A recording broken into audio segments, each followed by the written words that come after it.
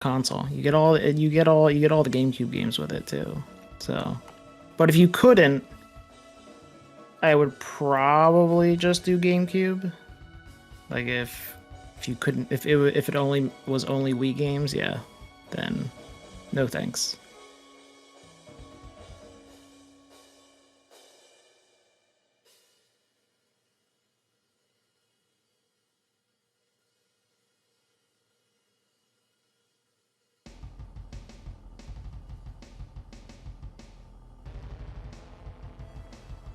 Oh, I'm supposed to sign off. Bye, guys. Bye, bye, bye. That was just me, MLP, and you've got Whale now. Yeah. Okie dokie. Get out of here. Go take a nap. Okay. Well, everybody, I will leave you with that lovely burning question. Would you take the $1 million? But before we go to set up the next run, we gotta pay some bills, you know. We are raising money for Save the Children. And we do have a couple of incentives coming up. If I can find them. Give me 1 second.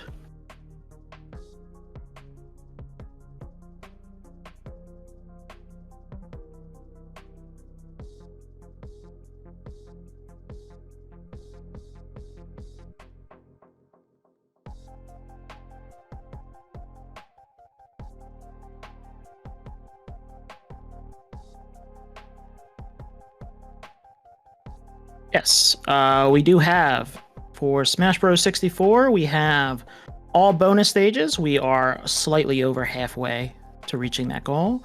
And Yoshi's Woolly World for tomorrow, that is Quill's run, which is make CJ PG, which means CJ is not allowed to swear or make any comments that could be interpreted as PG-13. So get your donations in for that. I think the CJ one will be pretty amusing because he can be a loose cannon, and it would be nice to see him all proper. Yeah. So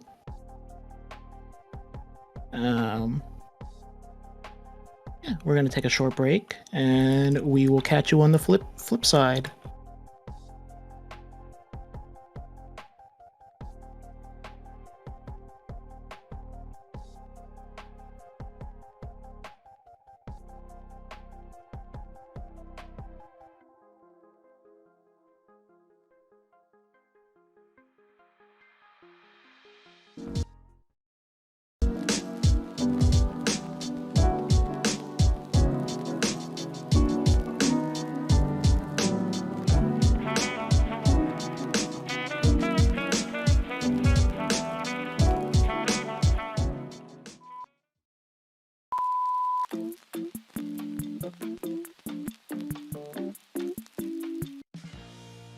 Does your favorite streamer keep playing the same boring game?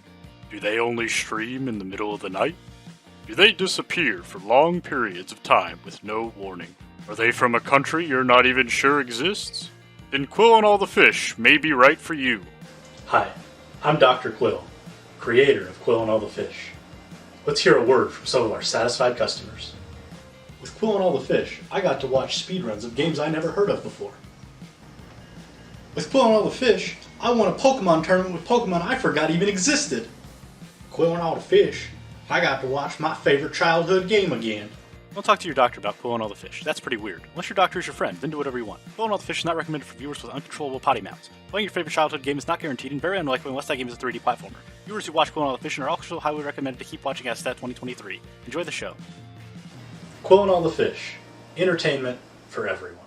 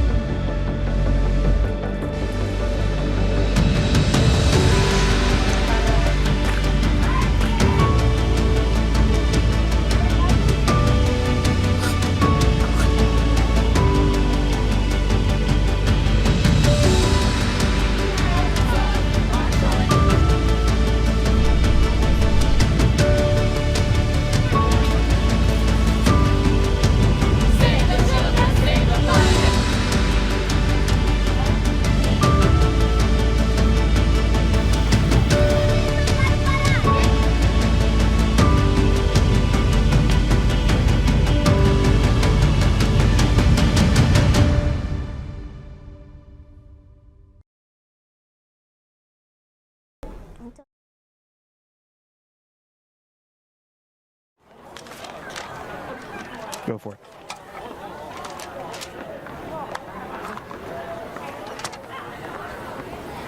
And we are back with eddaket here. How you doing, buddy? Good, good. How about you? I'm doing all right. I'm excited to see this Pokemon Scarlet. While we were running the ad, I had asked, why are we running Scarlet and not Violet? Yeah, and it is primarily should be the same run between the two, but our belief is that Scarlet lags a little bit less. So very cool. I'm glad that in 2023 we still have to worry about lag in a Pokemon game. Yep. And you'll see me doing certain things like looking at the ground and things like that to just try to avoid it. It is a little bit better than it was on release, but still is something we have to contend with. But has the route changed a lot from release and from now? Or does it maintain sort of the same sort of? So, beginning of Pokemon runs, when a Pokemon game is released, it is always pretty frantic and there's a lot of different things that are happening. This particular category has been kind of set in stone for a little bit. There have been like some minor optimizations that I can talk about, mainly down to like the order that you do things. But some of the other categories have had some pretty big overhauls, like the entire Pokemon you use has been changed. So that's pretty cool to see. But yeah, I guess that's actually a pretty good segue into what this category is. So this category is the Victory Road category. You'll notice I am not at the start of the game. I'm actually about an hour in. We have the any percent category for this game, which is about 5.5 hours. And then we have 3 single story runs that actually start here instead of at the beginning of the game and then end at the end of their one storyline. So I'll go a little bit into that as we get started with the run. But I think it's a nice 3 FPS person walking in the background, I see. Yes. So when does time begin for you? Yeah, so time is going to begin basically on my first movement from the spot. First movement's actually going to be me opening a menu. So I will give a nice countdown. And do you have a Pokemon to start with since you're an hour into the game? Oh, yes. So I have my starter Pokemon Fuecoco. So these files, basically, there are a set of requirements that you have to meet for the speedrun. In the file, you basically can't have too much stuff. Essentially, it is up to... You're allowed to win every fight up to here, but nothing else. You are allowed to lose, which we actually did, but I'll explain why later. And the one thing you're allowed to pick up is there is a single rare candy on the very, very first path that you're allowed to pick up. Everything else I have here is given to you throughout the story. So it's nothing I picked up. It was just handed to me. The rare candy here is the one exception to that rule. So seems oddly specific, but I'm not gonna press you on why the rules are the way they are. Yeah. It just so happens to be like on the path. It's like right next to you as you're walking through. So every route would pick it up. So we just allow everyone to have it. So. All right. And before we start, we did have a bid war for naming Flamigo, the Flamingo Pokemon. Currently, Crunchy Brown is winning at $60, and Snorlax Thumper is in second with $25. When will we be getting the Flamigo to be naming? So we catch the Flamigo and would have to name it around like 4 minutes in. 4 minutes. All right. Yeah, so not a lot of time. All right, I'll keep an eye on for the next 5 minutes, but you're free to start. All right. So yeah, like I said, time basically happens on the first input from here. So I will go ahead and start in 3, 2, 1, go. So the very first thing we're going to do is actually fly to the other side of town. This is Mesagoza. Mesagoza is where the school is. And that's essentially where we, finish our tutorial and start the storylines. This game is very open world and allows you to tackle the 3 storylines. The Path of Legends, which is actually what we're going to be doing a little bit of first, which is how you gain access to things like the ability to dash, the ability to jump really high, climb walls, stuff like that. basically the HMs you can think of from older Pokemon games. Okay. You have to do like a storyline for like the legendary creature power-ups or whatnot. Yeah, it's the legendary Titans. So we're gonna be doing one of those because, as you can see here, our running speed is not the most fast. So we are actually going to take a bit of a detour to fight the first Titan. It's actually up here. We're gonna catch Flamigo first, but doing a little bit of movement first. The second storyline that we're not going to touch at all is the Evil Team storyline, which is Starfall Street. And then the third storyline is one that we are doing, which is the Victory Road, which is essentially the gyms. So this is more like your traditional Pokemon game. Ooh. Yeah. Oh, that was intentional. Okay. That was intentional. But yeah, so it's sort of like your traditional Pokemon game, 8 gyms, Elite Four, that kind of stuff. What I just did there, we're going to be picking up a ton of rare candies, as well as experience candies throughout the run. Because it's very open world, you can go a lot of places. And so there's going to be some tricks. We basically try to get the fastest candies that we can. That one there is a helping mechanic where if you fall off a cliff, the game will allow you to basically warp back up to where you were, but it also allows you to do stuff while you're at the bottom before you warp back up. So we take advantage of that by picking up a rare candy, and then warp back up to the top. We're going to do that actually a second time, which is going to be a bit further of a fall. But here is our only sort of movement exploit, if you want to call it that, of the run. We do that a couple times. We call it BLJs for no particular reason. Essentially, you normally can't, like, there are slopes that you will slide down because it's a little bit too steep. So it's not steep enough for you to climb when you have that mechanic, but it is too steep for you to just walk up. Those you will slide backward, but you will not slide forward. Or the game allows you to jump if you are sliding forward, I should say. And so you can basically just backwards jump your way up to the top. And so we use that in a few places just because we're not going to be getting the ability to climb throughout the run. And so it lets you get to places that you're not really supposed to be at yet. There is a high jump ability, which is probably what is required before you get to this area. This area has all level, like, what level are you? 19. Up to like level 20, 22 around here. And we only have our level 9 starter Pokemon, so it is a little bit dangerous. But with that, we're actually going to come up... We're not going to catch that Flamigo. That one is way too high level. This game does have obedience. Think of other Pokemon games. If you have traded a Pokemon and it's too high level for you based on the number of badges you have, it will not obey you. This game has that as well for all Pokemon, not just traded Pokemon. But it's only based on the level that you met the Pokemon. So this Flamigo here is level 17, which is below the level 20 threshold for the start of the game. So this Flamigo will always obey me, which is pretty cool. Is that 100% capture rate as well, or? Yep. Yeah. So that throw right there was 100% catch rate. I used a quick ball, which is 5 times more effective on the first turn of battle. And I also did a back strike. So you notice I went up behind the Pokemon and threw my Pokemon at it rather than just running into it.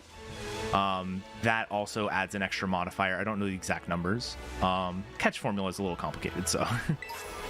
But with that, we are going to need our Flamigo nickname. Well, Crunchy Brown is still, in fact, winning. All right. So we'll go ahead and do that. So first, I'm going to box the Flamigo. We also have a Lechonk I didn't mention. The Lechonk is basically part of the catch tutorial, so you are allowed to catch that as part of the file setup. We're going to use the EXP candy L to instantly jump up to level 25. I'm going to teach low kick via the menu. Also take a quick look at my stats and ability, which I'll explain why I'm not too thrilled there. And then the last thing is change nickname Crunchy Brown. So all one word. Capital C, capital B.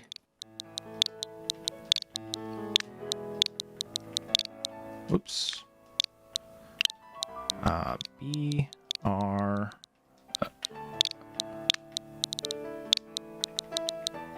Perfect. All right, if I messed it up, we can always rename it.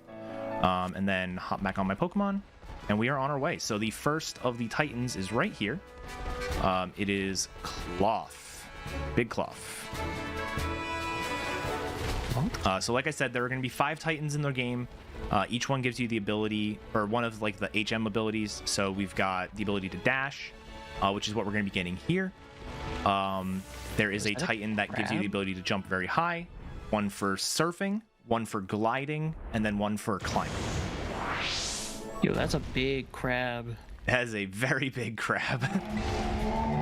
And we're going to take advantage of the fact that we instantly put a bunch of experience into our Pokemon by one-shotting it. The Titans have 2 phases. Phase 1 is effectively a normal Cloth. So like that Cloth, if I had encountered a level 17 Cloth, I think it's level 17, maybe it's 16. Either way, if I had encountered a level 16 Cloth, it would have been basically the same as that one. This one here will have some boosted stats, so we're actually going to take a little bit of a different strategy. Rather than just low kicking, we're going to do a little bit of chip damage first and then low kick on the second turn. And the reason for that is because the Cloth has an ability called Anger Shell, where if it gets knocked below half health, it will drop its 2 defenses and raise the 2 offenses as well as its speed. And the animations associated with that take a very long time. You'll notice that animations are not turned off. There is no option to turn them off in this game, like Legends Arceus was, as well as like Pokemon Every Coliseum. other Pokemon game. Yeah. So we're going to take advantage of the fact that we do a little bit of chip damage, and the Shelter next to us does help out, and then we can use low kick to finish it. Hold up, where'd the Shelter come from? So the Titan storyline involves basically Arvin, who's another kid at the school. It basically tells us about the Titans, and so every Titan, you take on the first phase, and then he shows up to help you with the second phase. Oh, how convenient. Yeah, how convenient, exactly. Sometimes he helps, sometimes he doesn't. In that case, he absolutely does help, so. Unfortunately, this is sort of accompanied with a bit of a cutscene, which is why the Starfall Street category, so the one that only involves beating the 5 star bases, the evil team bases, actually skips all the Titans. Even the ability to dash faster is not worth going out of your way for. Just because of how short that category is. This category is a bit longer. This is the longest of the single story categories. So this one does take advantage of the ability to dash. And it's every category that you fight this Pokemon, you do this first, because you'll see how much faster I start to move. All right. But yeah, so talking a bit more about the setup of the file. To put into perspective, the traditional way that the game starts is you set up your character and then you pick your language and then you like begin game or something like that. From that point, there's about a 3.5 minute cutscene with some mashing, some not, like some of it's auto advancing and some of it's mashing. And then you actually like gain control of your character. Where you gain control of your character is where we start in any percent. Just allows you to have a save file right after the opening cutscene. A lot of games do that. And the place where we're starting this run is about 47 minutes into any percent. So all you miss basically with this category is there's a rival fight at the start, a fight against Arvin. Both of them are basically 3-turn fights that you just use your best move against. There is another fight against your rival, and then there are 2 evil team fights once you make it to school. The evil team fights when you make it to school are actually some of the more dangerous fights in the any percent run, just early on.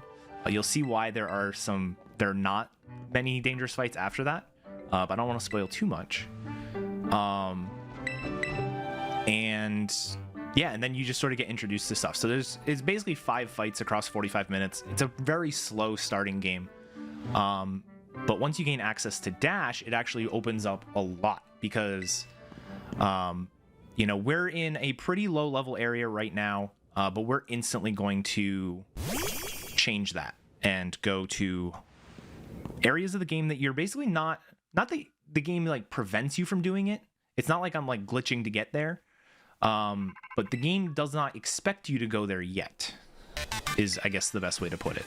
There's no like roadblocks telling you like in a traditional Pokemon game where it's like, oh, you know, we've got construction, come back after you beat the third gym. Exactly. It's just like, there's level 60 Pokemon here, you probably should do something else. Exactly, yeah.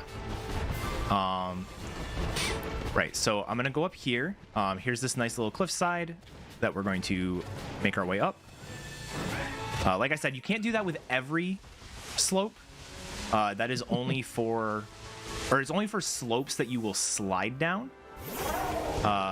Normal cliff sides you cannot do that with. I'm gonna pick up a few items here. We're gonna be picking up a lot of items, mainly things that we can sell. So you'll be seeing me pick up a lot of TMs. We actually are going to be teaching one move for the rest of the run. So these are not for me to teach for the most part. This is going to be for me to sell. That full restore will come in handy, or may come in handy, depending on what happens later on. I do find it funny that you're just like Skyrim horsing your way up like an untraversable cliffside by like just turning around. It's really funny, to say the least. Like the fact that it was something we found like day one, and it was like, oh my god, this is just so funny. All right, I'm gonna drop down here. Normally you don't pick this item up in runs, but it sells for a lot, and I'm actually going to buy a couple of things for safety this run. So just with marathon safety being I do find it really amusing that this legendary Pokemon has 2 wheels and decides to run on all 4s anyway. He does, yeah. And so if you were playing on Scarlet and did that, or sorry, if you were playing on Violet and tried to backwards long jump up a cliff, how would that even look? Because the other one actually is like a motorcycle. Does it look super janky? Because this one is just like, oh, I'm just gonna jump, right? It ends up looking the same because you kind of have to be like not moving while you're doing the jump. So you know, he starts standing rather than being on his wheels anyways. Oh, okay. So it's not too bad. This is very amusing watching this. Yeah. I don't think it's going to get old. It's pretty funny, and like what's really funny is it feels, if you play Scarlet like I am now, doing a lot of this movement around the map, and then you play Scarlet will feel slower outside of like the things we think about the lag, with it lagging a little bit more in Violet. The game will literally feel like you're moving slower just because of how rough. Like, look at my character's ponytail, like going all over the place. When you're doing this in Violet, it's a very smooth ride. So you're probably going the exact same speed, but it's just so much smoother that it just feels so much slower. So here we're going to do the same sort of drop thing. We want to tag this Pokemon Center so we can fly to it later and then get warped back up. It's just really convenient that you can do that. That's really the only other place that it's relevant for speed running. Is that just in this run, or is that like, is there different places you do that in any percent? So in any percent, you wouldn't do that, and there wouldn't really be any places other than the rare candy that I picked up. In the Path of Legends category, which is the category that does fight all 5 Titans, there actually is, you can grab a TM that way as well, off the beaten path, because funny enough, all 4, well, any percent in Victory Road have the same main Pokemon, but the three single story runs that are not any percent actually use completely different main Pokemon. We use Flamigo in this category. The Starfall Street, oh, this is unfortunate. All right, we're fine. The Starfall Street category does use the Water Starter, and the Path of Legends category uses the Grass Starter. So you get a completely different collection of Pokemon that you're using, which unfortunately, because you have to have like a save file that starts about an hour into the run, you'd have to, if you want to run all 3, have 3 separate save files. Wow. Luckily the Switch has 8 profiles that you can, set up save files for, but yeah. Still deleting and doing all that is a pain. Exactly. So this is the 8th gym, like the highest level gym.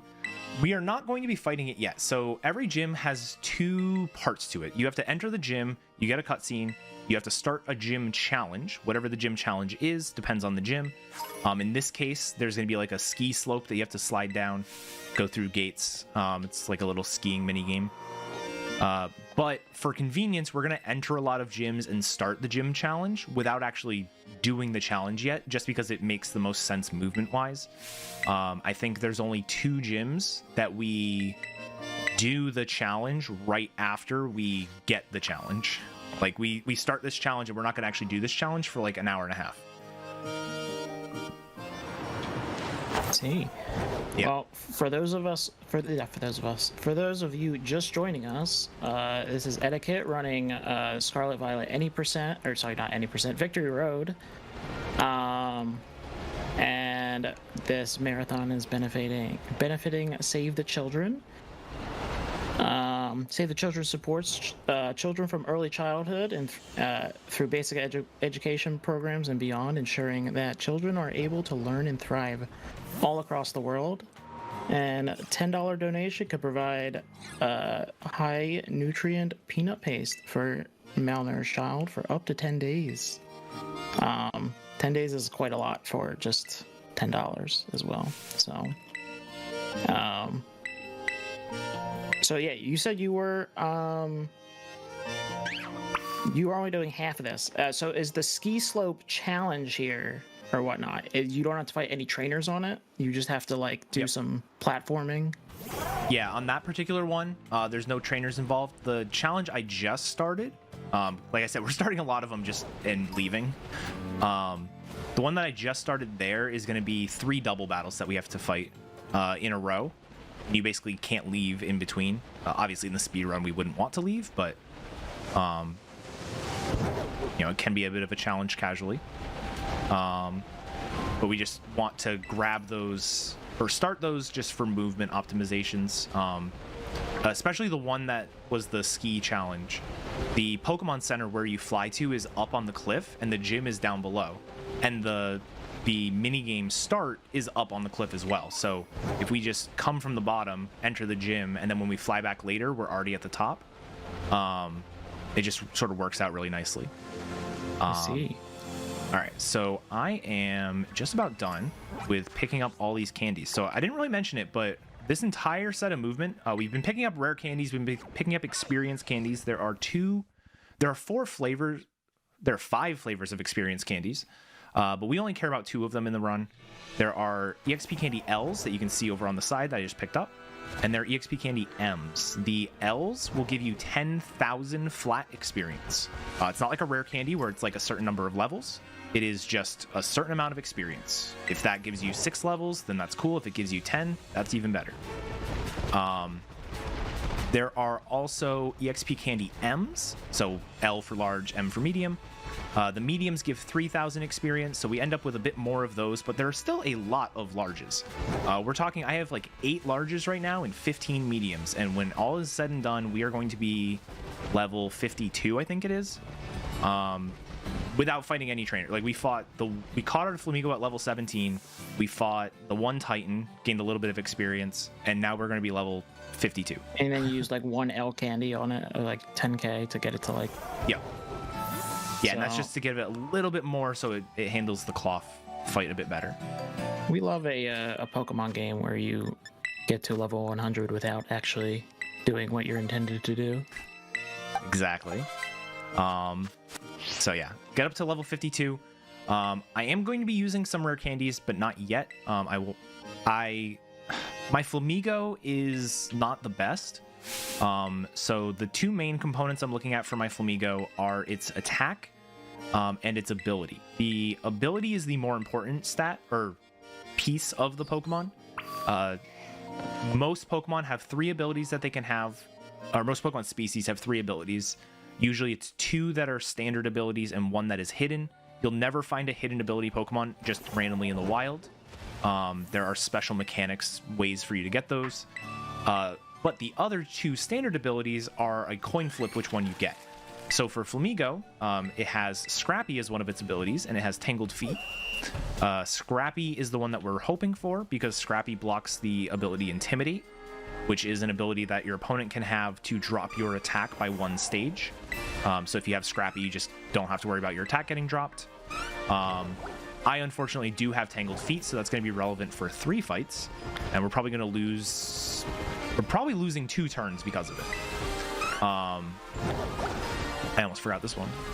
The other main thing was the attack. I have minus attack, which is a 16% chance. It means that my attack is 90% of what it's supposed to be. And that's just really unfortunate. We can change that later on, but just not yet while it's relevant. So, Wait, you can change their natures now? We can. There are items that are on the ground called mints. You can also buy them as well, but there are a few that are on the ground, and there happens to be one that is just available to us in the town with the first gym. That is an adamant mint, which will give us plus attack and minus special attack. So you basically, for this run, you never have to worry about having a really bad Flamigo, because you can always change the nature. So you're telling me after, what, like 25 years of Pokemon, they're like, this Pokemon is too sad, too mad, and you give the Pokemon a breath mint, and it's like, oh, it's good now, you know? Exactly. It's honestly, it's a really good thing for like competitive play, because there are just so many ways to make the Pokemon you need. Like you don't necessarily have to breed with holding 2 items to get the perfect stats you need and all that stuff. Yeah, that was a big pain, because when I tried doing that in Black and White, and it was just like I just had boxes and boxes full of just a single Pokemon, and it's just like, this is not fun. I'm glad they streamlined that, but yeah, I still do it sometimes, because it does cost money in the game to like. You can just take any Pokemon you want and make it a perfect competitively viable Pokemon for like, I think it's like a 700,000 Pokedollars. So it's a steep cost to do it completely from scratch. But you know, if there are ways to farm money in the game, so if like you need to, you can absolutely just rack up money and then build any Pokemon you want. But you also still can do it the more standard way, and I like to do that sometimes.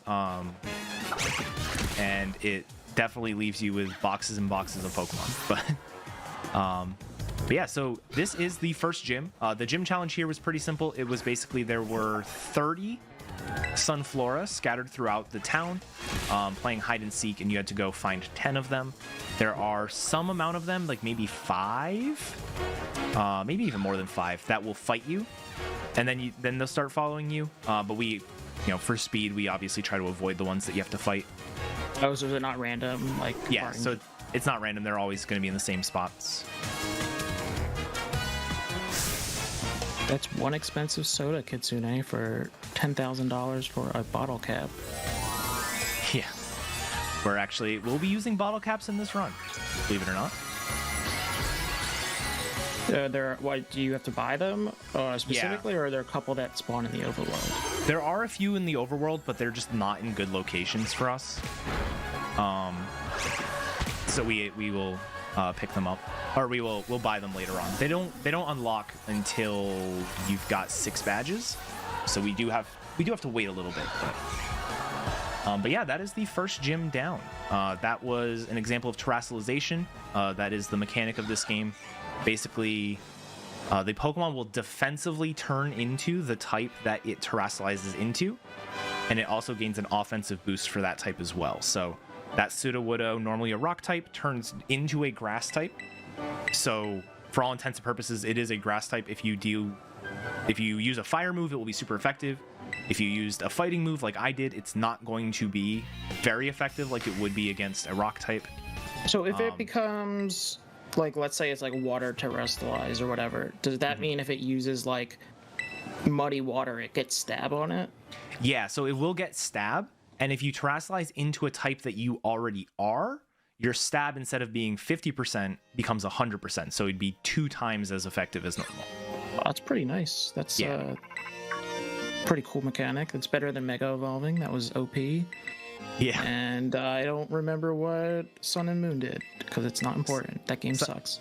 Yeah, Sun and Moon was Z moves, which was also, it was kind of like Megas, where it's like this one Pokemon can do it thing. Terrestrializing, you can only terrestrialize 1 Pokemon per battle, but it's kind of like Dynamax was in Generation 8, where it's like any Pokemon can do it. So it's not like Megas, where it's like, here's the 11 Pokemon that can do it, and there's only 3 that are actually good. So I completely forgot about Gen 8. Man, that's how long it's been. all right. So we are going to avoid our more Pokemon, and we're going to make our way over to the... that was the second gym. Or whenever I say something is like the first gym, second gym like that, I mean in terms of level order. So there is one gym that is lower level than the gym I just fought, making it the second gym. This is the third gym, so this is the one you're supposed to kind of do next. Oh, so like gyms in terms of intended. Now, I noticed that you're running like with the camera face down because Yes. I guess the city causes a lot of lag and also like pops in and out of existence over and over. I'm guessing that makes the game. It makes the game feel a little bit better. So yeah, it's to save time, I suppose. Yeah. It's very Pokemon Snap. Like, don't look at too many polygons because it makes the game. That's exactly what when we were first playing the, like routing the game and stuff, that's what it felt. I was like, I'm gonna be looking down just to render less stuff because it's all right. Here we go. Yeah, it's just one of those things. And especially it's become a bit of a muscle memory for me, where it's like I will feel the game start to chug like a little bit, and I'll instantly do that zoom in down camera just out of habit now. Even if it doesn't do anything, like it's just become so ingrained in how I operate with this game that I just instinctively do it.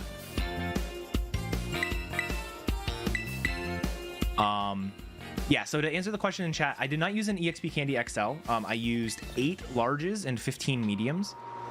Funny enough, there are a bunch of extra smalls, mediums, and larges on the map. There's not a single XL to pick up off the ground.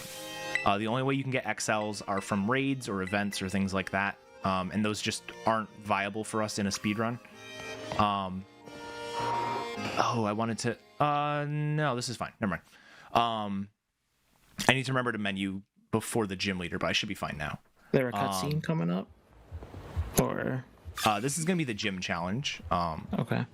I'll explain that in a second. But yeah, there's no XLs on the ground. There is one set of 3 larges, which is effectively the same as an XL. XLs are 30,000 experience, where an L is only 10,000. And when we found that, because this game just came out in November and it didn't come out with all of the items mapped out for us, so like we would stumble on items and then somebody would be like, why aren't you picking up this rare candy? It's like, I didn't know about that one. When we found the 3 larges, it changed everybody's routes because it was like, this is just so worth going to get.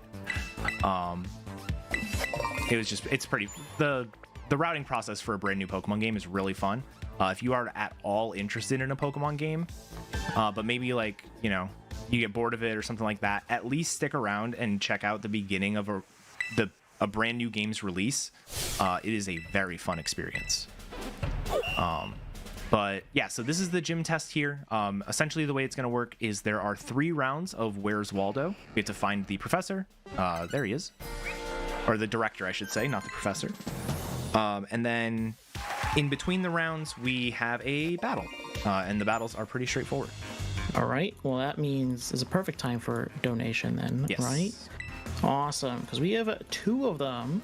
We have $50 from Grace, our animated elf, for her missing stomach piece, because she had a procedure done. So I hope she's feeling better. I hope that you're actually resting and not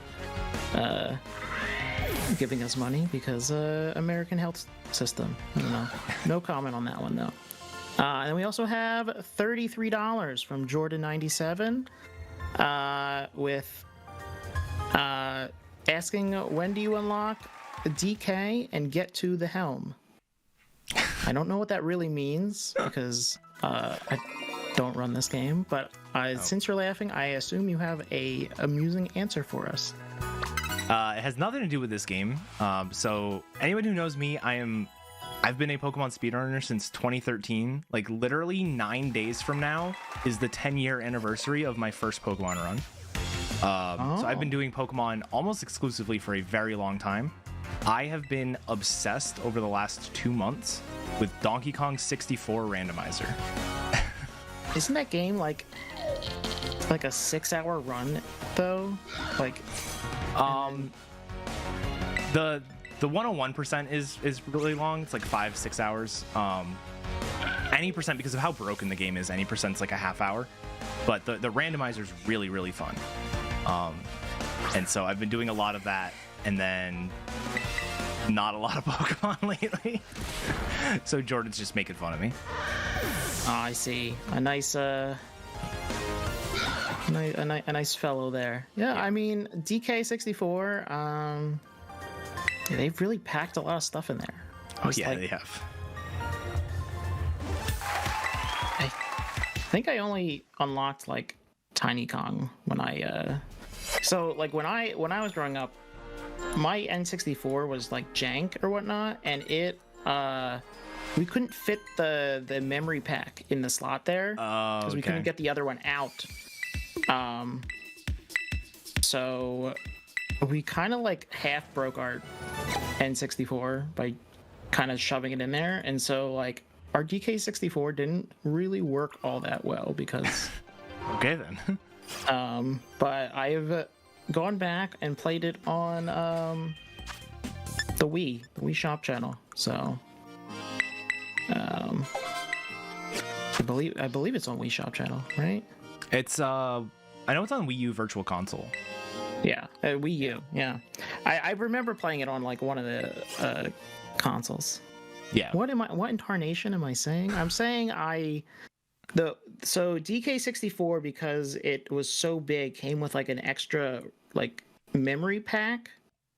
But ours, the original pack that like the slot that the pack goes in, ours never came out. Like it didn't come out. It got stuck. So we kind of like jury rigged it essentially. We forced both of them in.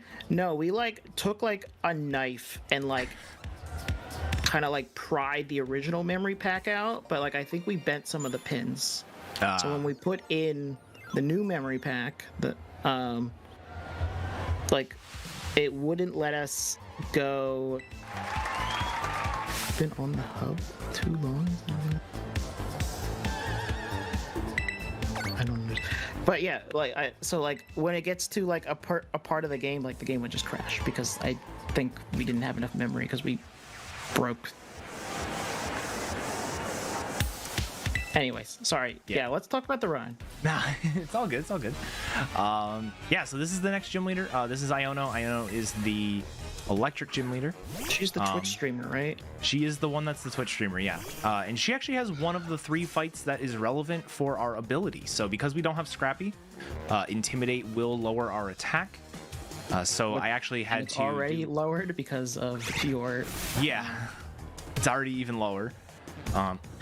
So I did pump more candies in than I normally do at this point.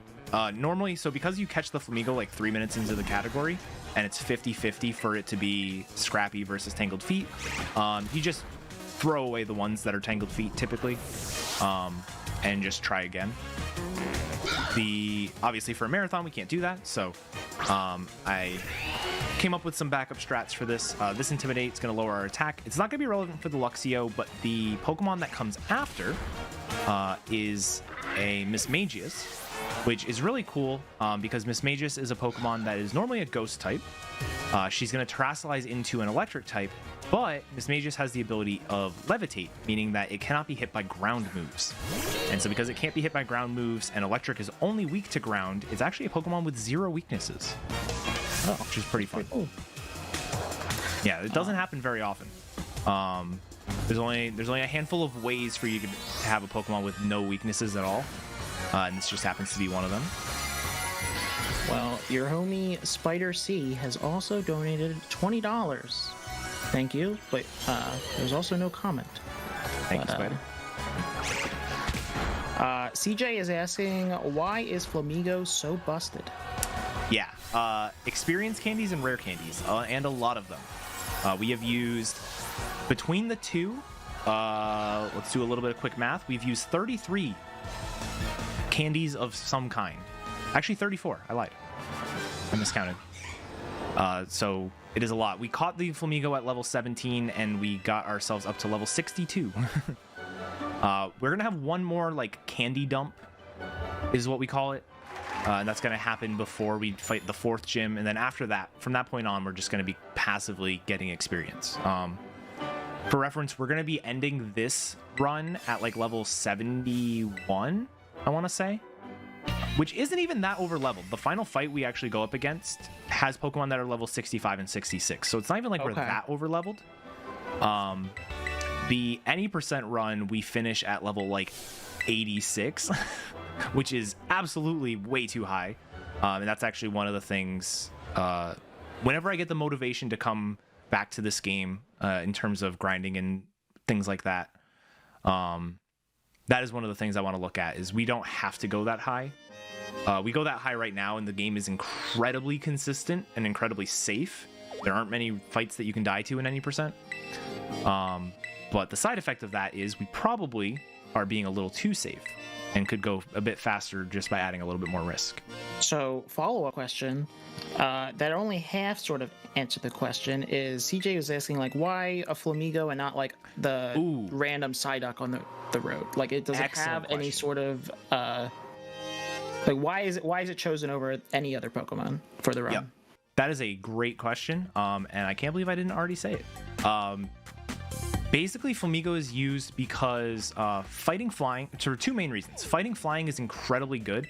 Hawlucha is a main Pokemon for both Generation 6 and 7. And Flamigo is basically Generation 9's version of Hawlucha. It's got great coverage. There's only going to be 2 Pokemon in the entire run that we can't hit for at least neutral damage. And one of them we just fought with that Wattrel. It's a flying electric type. But the second main reason why is because the game does not allow you to turn off animations.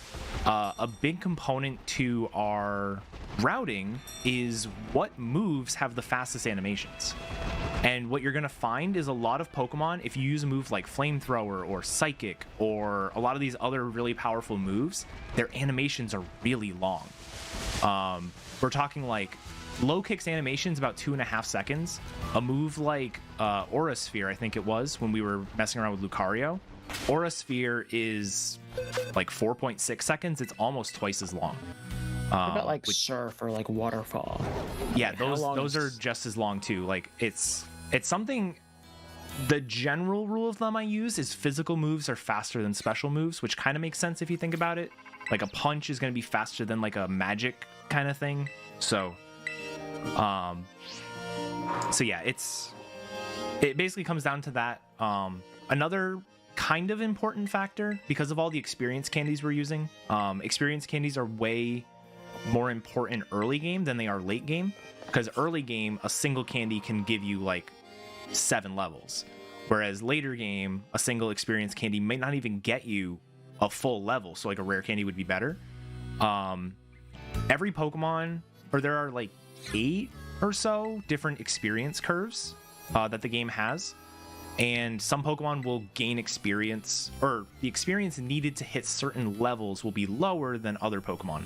And so Flamigo's in this like really sweet spot where it's not the fastest experience curve, but it is definitely not the slowest. It is right there in the middle. And as soon as it starts becoming like other ones speed up and get ahead of it, the experience candies are just less useful anyways. So I thought we weren't allowed to use Lechonk. So we're allowed to use it, and you'll notice that we didn't use it for good. Yeah, so we're allowed to use it. You don't have to use it, but you can. The Nimona is our rival, and she's going to fight us at a few points throughout the run. And all of the fights except for the final one, you are allowed to lose to. And the game will still progress. And it is worth losing to them because every single one of those fights, she's going to terrestrialize her main Pokemon. And that terrestrialization animation just takes a very long time. Wow, so even if we wanted the Lechonk experience... is literally just cannon fodder. It really is, yeah. I also forgot to teach that earlier. We picked up acrobatics. That is the one TM we're going to teach. We picked that up during the candy hunt section. Acrobatics is a very powerful move. It is a move that is 55 base power, which is not very high. But it doubles in power if your Pokemon is not holding an item. And there's just happens to be no good held item for Flamigo to have. So acrobatics becomes 110 power.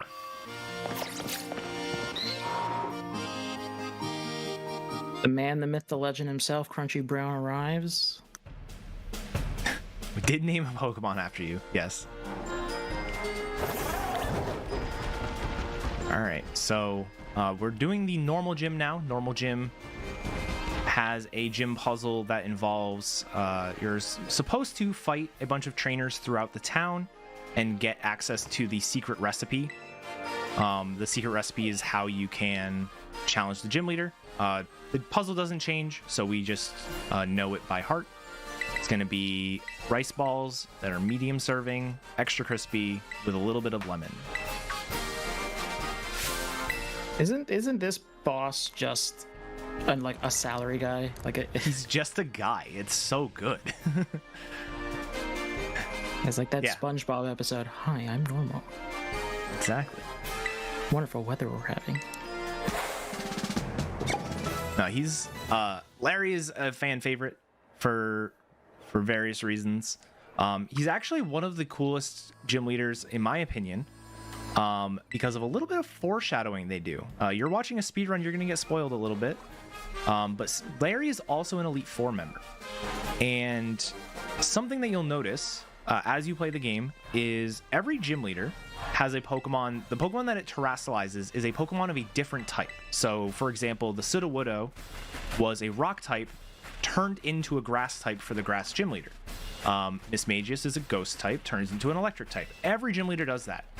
Larry doesn't. Larry takes a Staraptor and turns the Staraptor into a normal type, which is already normal, so its normal flying becomes pure normal. All of the Elite Four members also do that. So, if you are like paying attention, there's a little bit of foreshadowing where Larry actually is like the unique gym leader, and it's because he's also an Elite Four member. Just a fun little fact. I like that. Yeah. Having to work 2 jobs in the Pokemon universe. No wonder has those bags under his eyes. All right, this is the second of 3 fights that's going to be relevant for Intimidate. And this is unfortunately the only one where there's just no good way to handle it. Even at our little bit higher level than we would normally be here, it's just not enough to guarantee a one-shot on the Staraptor. So we're going to almost kill this in one hit, but it will likely hang on.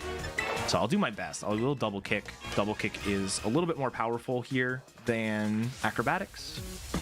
All right. I'm going to step away and grab a real quick drink of water because I know we've been talking for a while. So I'd encourage you, if you have a glass of water, to hydrate. Yeah, give me like 2 seconds. 2 seconds? Absolutely. Give me like 30 seconds to fill up my water glass. Trust me, you have so much time. This is the longest turn in Pokemon. This turn takes quite literally like a minute. He has to do some stretching. He is hyping up the crowd.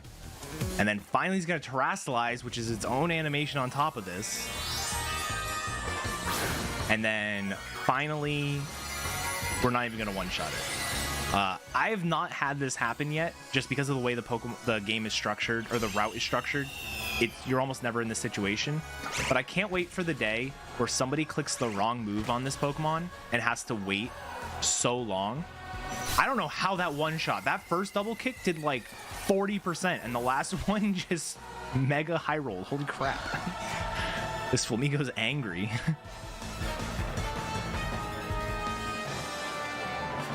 I'll take it. You know what? I like the initiative. All right.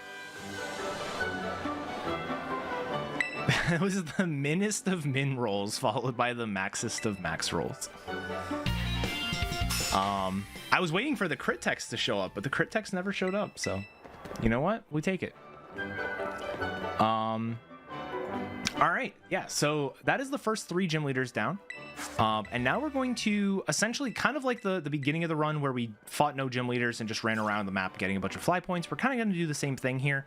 We're going to start a few gym puzzles and then not finish them. We're also going to tag the final 2 towns that we don't have access to. Because I didn't really mention it earlier, but I've returned. Oh, welcome back. What did I miss? And who is this lady? Gita. That lady is actually the champion. That is Gita. She is a Pokemon League representative, just going around checking on all the gyms. But yeah, no, I was mentioning how we're going to do a similar sort of thing that we did at the beginning of the run, where we just kind of went around collecting some items, starting some gym puzzles. One of the things I didn't mention earlier, but you might have been able to figure out, is because we don't lose any time going to all those later areas, because we also gained the fly points. So it's things we'd have to travel to anyways. We just do it at an earlier point, and then we can fly there later.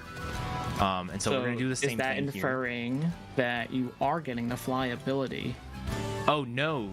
So the fly ability is more like a glide. And it's just something you can jump really high and then start gliding. Or if you jump off a cliff, you can glide across to another one. The ability to fly, like go from town to town, like fast traveling, that's something you just sort of start with. Which I think is a nice change. It always hurts a little bit going back to an older Pokemon game, and the ability to fast travel is just locked behind 6 gym badges like in Generation 3.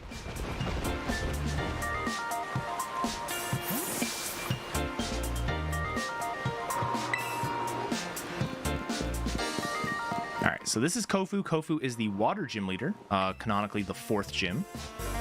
Actually, Larry, the one we just fought, is actually the 5th gym, so that is the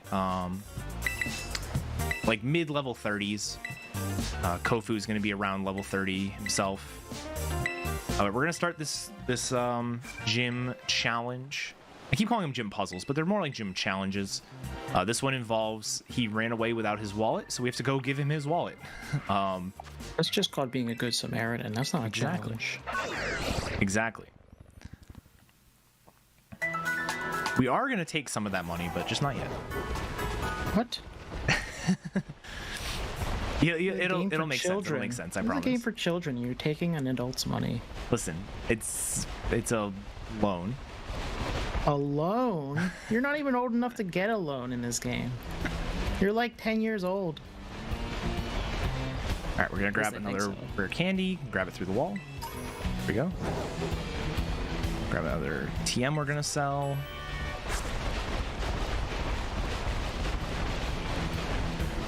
We're gonna make our way down here. So this is going to be Porto Marinata. This is where Kofu has run to without his wallet. The reason why it's important he gets his wallet is this is the auction house place. So there's gonna be a bunch of auctions and things like that. What are they selling? Pokemon? Or like... They sell a bunch of like items. So it'll be like a batch of berries or a certain amount of Pokeballs and things like that. Sometimes you can get them for cheap prices, sometimes you can't. Just depends on how the auction goes. So this is the hardest jump in the run. And we got it. Jumping on a roof, or jumping on a roof so we can grab another experience candy. This one's actually not going to go into Flamigo, believe it or not. But we'll save that for later. So we're gonna give Kofu his wallet. It's important that we take, maybe not, you don't have to like go up onto the building like I did, but it's important that you approach this city kind of the way I did. There's a cutscene if you go a little bit too far to the right that shows Kofu running down here. But you can just sort of run past it. It's not a big deal. And then this guy, even though we're trying to return his wallet, this guy's like, don't bother Kofu, fight me instead. And yeah, sorry, buddy.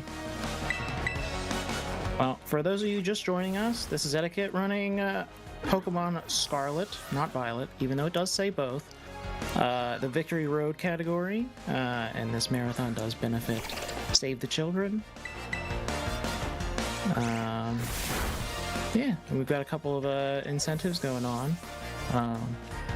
We have Super Smash Bros. 64 doing all the extra bonus stages. We are just $30 away from reaching that, with 4 hours to go. And tomorrow we are have Yoshi's Woolly World. I believe Quillin All the Fish is running that. And the incentive is to make CJ PG, or not curse, and be family friendly. And we are just over halfway for that incentive. So get those votes in. Yeah. Back to the story. Did he give it? So you gave his wallet back to him. Yes. When do you take his money? Right. So we gave his wallet back to him, and now he's like, I want this seaweed. Here is 50,000 Poké Dollars. Go win the seaweed from the auction. And the auction here is essentially scripted. The two other participants in the auction will not go above a certain amount. And so we just make sure that we don't overbid. We bid right up to that maximum amount that they're willing to spend. And then they both bow out. And so he gave us 50,000 Poké Dollars. We only spent 35,000, and he actually lets us keep the other 15. So it's an honorary way to take his money because it's kind of given to us, but it's pretty funny. I mean, I'm sure he doesn't know that, it only costs 35,000. That's actually true. Like, we probably just didn't tell him. It was just 50,000. It's just exactly enough. Sucker. All right. So now we're gonna fly back to Mezagoza. So we've basically gone from the right side of the map all the way up to the top, and then sort of halfway down the left side of the map. And now we're going to make our way to the bottom side of the left side of the map. It just makes more sense for us to approach it from this side, for a few reasons. So first thing we're going to do is we're going to grab one more rare candy. I believe this is the last rare candy I'm picking up in the run. Are you still picking up the EXP candies no, still? we are actually done with our EXP candies as well. I'm going to leave the town this way. Normally when you jump out of the town, it kind of just... Mezagoza happens to be like its own loading zone. The rest of the world is one loading zone, and then this one town is its own. But by going that way, we actually end up at the Pokemon League. If you look at the map, it kind of makes sense, but also it kind of doesn't. I don't know. And we're just doing this because it can be on the way to the next town, and we can just grab this fly point by stepping on the Pokemon Center. And then make our way up and over this cliff. Doing some kind of... No! I have not messed that up in a while. All right, some kind of precise movement to get up the cliff. And then we have to hop over this river. But because we don't have high jump or the ability to glide, we do have to go to the highest point and barely make it over. But we do.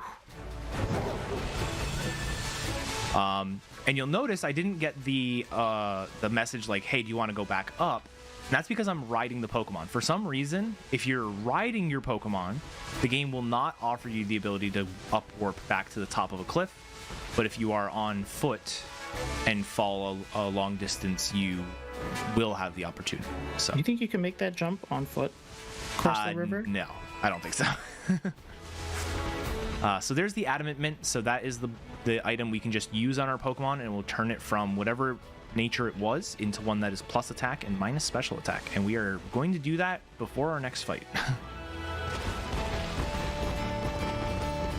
So This is supposed to be the first gym you go to. This is the bug gym. We are not going to fight it yet. It is going to be the one we do after the next one. But we are going to fight one more first for a very, very important reason. And we're also going to do this gym challenge now. So this gym challenge is, for speedrunners, the most infamous one. This is going to be the olive roll. So there is a like mini Rocket League style mini game. But picture Rocket League, but you're using a rugby ball. So it's not like a circle. So it's going to bounce all over the place. And it can also clip through the floor. So that's something. Hopefully that doesn't happen. I am running the game with autosave on for a few reasons. That being one of them. The mini game can also just not load. Like clip through the floor. Are you just soft locked? I've never had it happen to me, so I actually don't know how to get out of it. But it will get like stuck in the floor, and you kind of have to either knock it out yourself, or you probably have to reset, to be honest. Which it just autosaves there. Like every time there's a map transition, there's an autosave, so it's not like you're going back that far.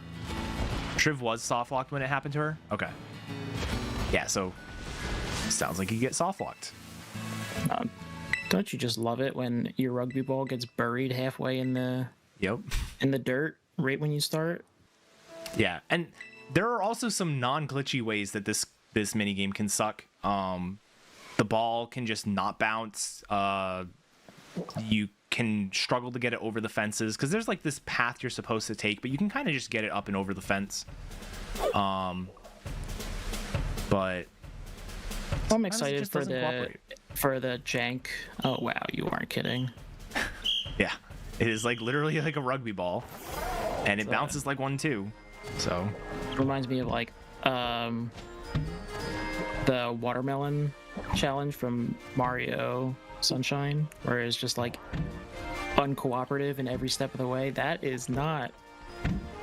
Is this thing a balloon? What? Yeah, it's got some weird physics. That is probably top 3 olive rolls I've ever done. Like that was perfect. That was awesome.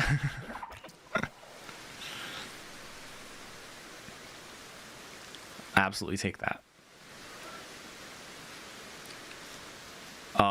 And then there are other like weird things that can happen. The hitbox on the goal at the end is really weird. And the olive will be sitting in it, and then it just doesn't actually trigger, so you kind of have to bump it. There's all sorts of problems with that. And there's no good way to practice that either, unless you have a save file. There is a way that you can like redo the olive roll once you've beaten the game, or once you've beaten the gym. But it gives you a different course. It doesn't give you the same course, so it's just not really relevant. Another river jump here that I did not make that time. But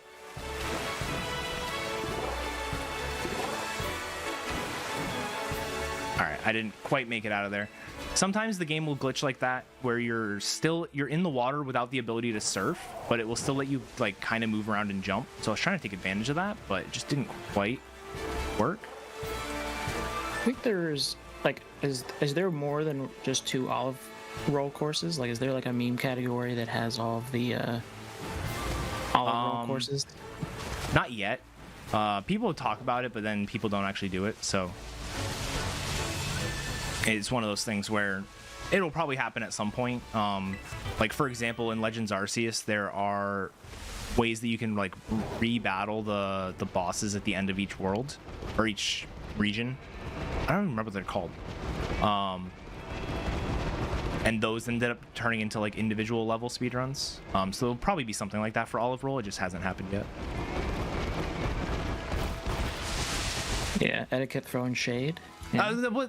I realized after I said it that it did sound like I was talking shit. I wasn't.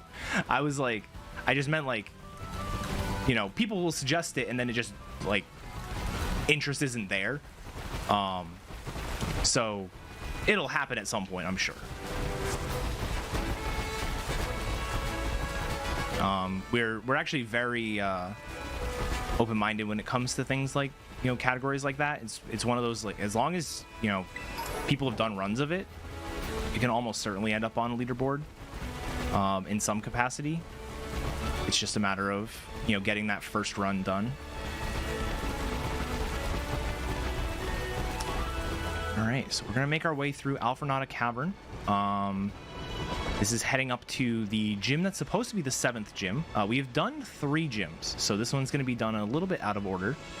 But again, we're like level 62, so it's not gonna be super relevant for us. Do this. This is something you can absolutely just walk around. It happens to be slightly faster to cut the corner here. And normally, if I'm doing this for PB attempts, actually, it just spawned right there. There is a Hariyama that you would like to catch at some point during the run. So there's a Hariyama. I'm not going to catch this one. The main reason is because later on I can catch it at a higher level, which is just a little bit safer. Makes more sense for a marathon. But catching Hariyama, you can catch it here, or you can catch it actually before the 3rd gym as well. There's a double battle gym that we're going to be fighting at some point. So we need 2 high-level Pokemon, and Hariyama actually fits the bill quite nicely for that. So I'm going to start this gym, and then I am going to teach, or I'm going to use that Adamant Mint and the rest of my rare candies. I should end up at level 67, and that'll be the end of the candies for the Flamigo. We're still going to have 1 EXP candy that we're going to use on something else later, but not the Flamigo. So it should be 5, end up at 67, and then use the Adamant Mint. So our minus attack is no more.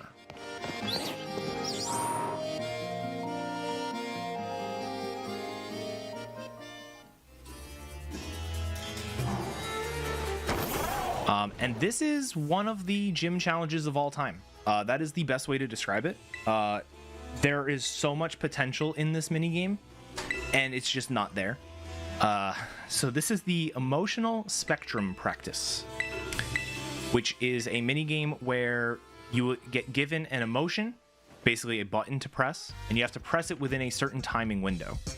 If this was a rhythm game, it would be very cool. Oh, no. If your rhythm game has timing windows that are like 5 seconds long, then that's what this is, because you have so much time to input these that it's not really enticing or exciting Or a challenge. Especially with the fact that something I have started doing as of doing this at GDQ when somebody suggested it is there's no penalty for getting the wrong answer. So if you just mash all of them, it'll eventually give you the right one. And so, like, you can see I'm gonna get the wrong one. There's no penalty. So there's also no penalty for missing or that's not true. There is a penalty for missing too many, but it is a very generous the amount that they allow you to miss is very generous. Well, it's the first gym, right? So yeah. It is we have to go through 2 phases of this. The first round has 10 emotions that you're supposed to do, and the second one has 15. You have to get 2 out of the 10, and you have to get 5 out of the 15. wow, Yeah. that It is not very and it is in the speedrun, it is absolutely worth stopping, because if you notice, whenever you get one right, the timer, so the circle at the top that has the emotion has like a little, you know, progress meter that shows how long it's available for. That meter stops when you get it correct, and then it will continue once you know it acknowledges that you got it right. So doing too many is actually losing time, because you're stopping your timer from going. So you want to do the bare minimum here when you're doing it for speed. man, but doing the bare minimum in a Pokemon game, that's a new one. Yeah. Yeah.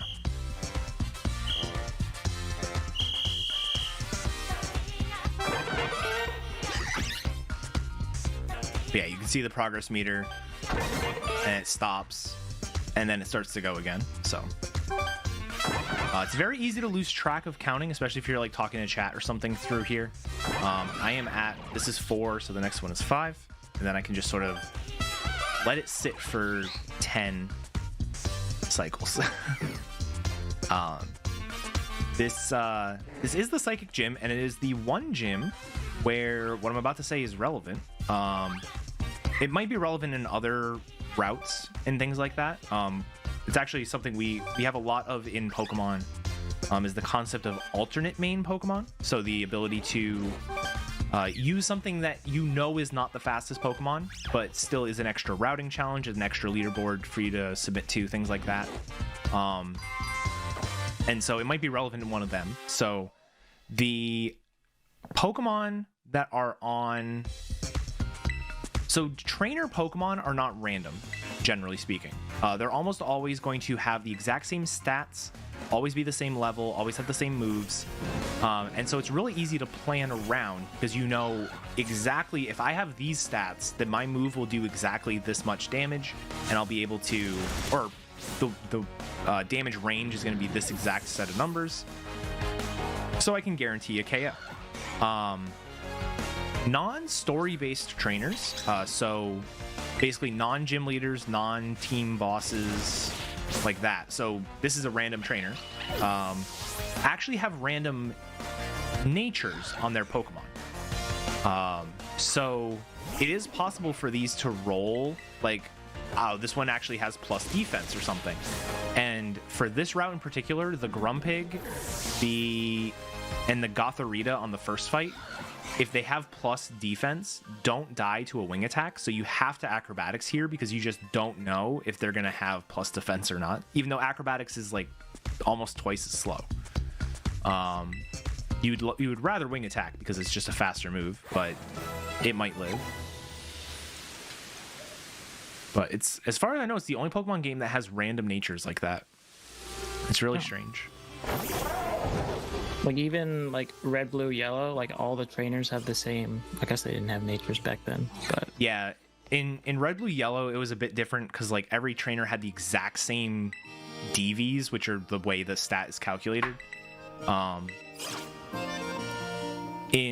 In future Pokemon games, like every gym leader here is going to have 20 IVs across the board. So IVs being the replacement for DVs. Again, it's just the way that the stat gets calculated. There'll be a number between 0 and 31. Higher number means bigger stat. So every Pokemon will have 20 IVs across the board on gym leaders. And then the Ace Pokemon, so the Terrestrialized Pokemon, actually has 25 across the board. So it's a little bit stronger.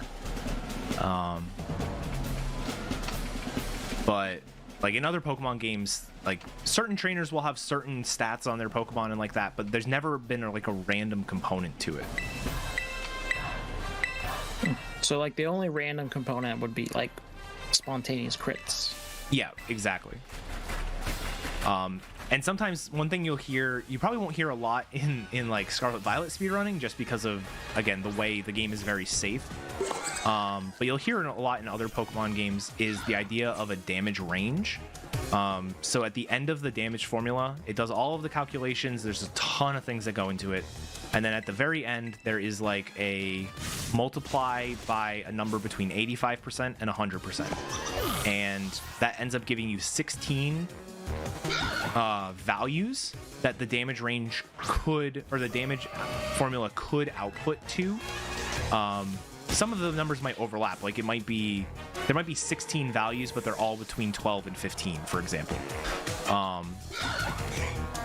But yeah, so you'll have this damage range, and because it's a value, there's 16 different values. You'll hear things like, oh, this is a 14 and 16 range. That just means 14 of those values would result in a KO, and the other 2 would not. Crits in this game are 1 in 24. So it's even less likely to land a critical hit than it is to, for example, max roll. Max roll being the 1 in 16 at the very top of the damage range. So there's a lot of math that goes into it. My personal favorite part, I mentioned earlier, I've been speedrunning for almost 10 years now. I have very much turned into thinking about the game is more fun than playing the game a lot of the time. And so I really enjoy the routing side of things and, figuring all this stuff out. There's just so much that goes into it, and there's so many different possibilities that it's a really fun thing. All right, so that is our fourth gym leader. Tulip, the psychic gym. Now we're going to go face the first gym leader. And the reason we're going to go face the first gym leader now is because of Nimona. So I mentioned earlier, we fought Nimona already and lost to her. That Nimona's going to fight us a few times throughout the story. She will fight you when you enter the third gym, or when you enter your third gym, after you beat your fifth gym, and when you enter your seventh gym. And the key distinction is the after you beat the fifth gym. It is impossible for you to menu after you beat the gym. The game will immediately take you from the gym leader battle to a cutscene to the Nimona battle. And if your intention is to lose that battle, going in with a level 67 Flamigo is not the way. So what we're actually going to do is we're going to withdraw our lovely starter Pokemon, Fuecoco. We are going to use an EXP Candy L, the one that we had remaining. We're going to prevent the evolution, which is just a little bit of time save. And then we're going to teach the Fuecoco the move Incinerate. Kind of a slow or fast animation on that. It's not the fastest animation. It is... I wouldn't say it's that slow, but it really needs the power for the next gym. And so it's just a bit better than Ember in that regard.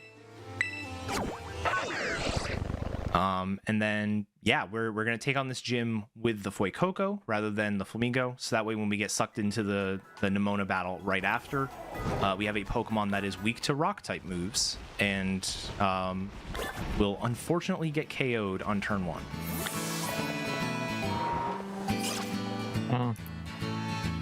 It's a bit sad, but... Two cannon fodder Pokemon. Yep. Unfortunate.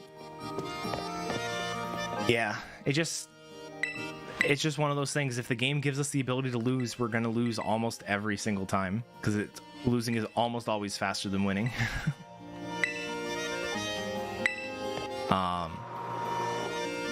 But again, another little bit of math for you.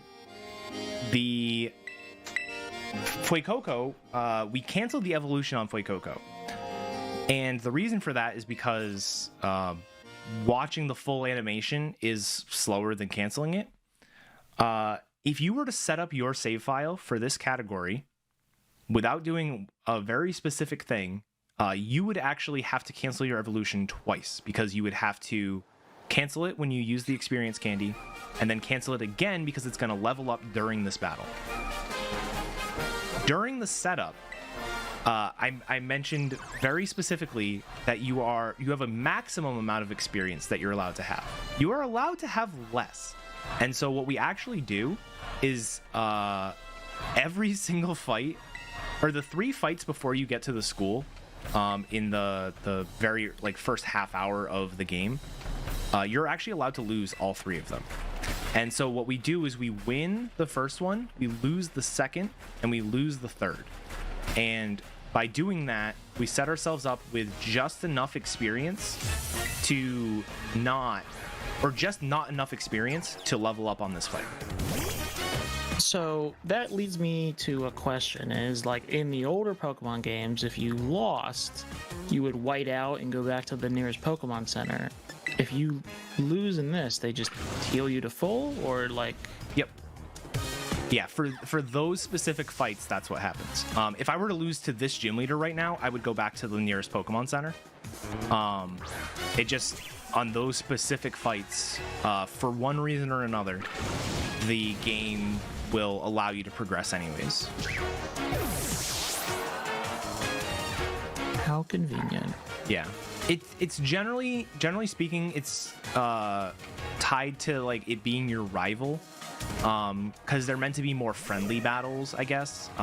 It's actually been a thing. There's been at least one rival battle you can lose in every new Pokemon game since Generation 7.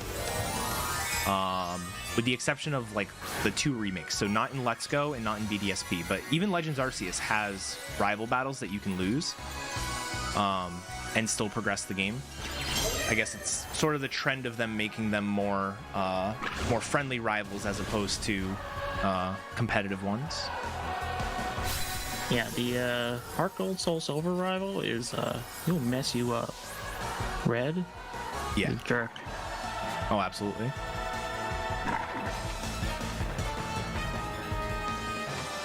But yeah, so that is our 5th gym leader. So like I said, we saved this one for for 5th because we're gonna fight Nemona afterward. You basically need a Pokemon that is strong enough to beat a gym.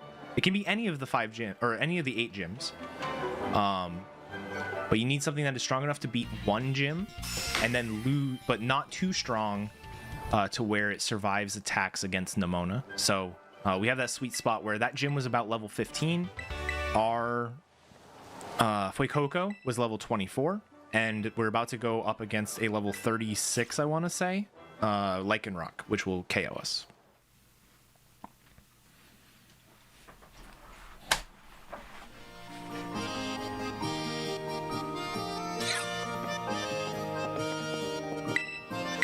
Alright, so we are moving right along. We're about to go fight our 6th gym. So the 6th gym is very important, not because of all this rival stuff, or I guess we still have to watch ourselves lose to Nemona, so I guess I got a little ahead of myself, but I'll explain it anyways. So the 6th gym is important for us, not because of Nemona battles, but because this game has progressive shops. So every time you gain a new gym badge, your shops will expand. The best example is like before you've beaten a gym, you can't buy Great Balls. Once you beat one gym, you can buy Great Balls. So the shops will expand as you progress through the game. And 6 gyms is when you gain access to the item called a bottle cap. Bottle caps are very nice items. Prior to Generation 9, the way that they worked is if you have a bottle cap, you can go to a specific guy in one of the towns of the game, talk to him, and if you have a Pokemon that is level 100, you can Hyper Train one of their stats. And Hyper Training basically sets that stat, whatever IV it was, so whatever that like hidden value that determines how good its stat is, whatever it was, it'll force it to be the maximum value. So it'll force it to be 31 IV.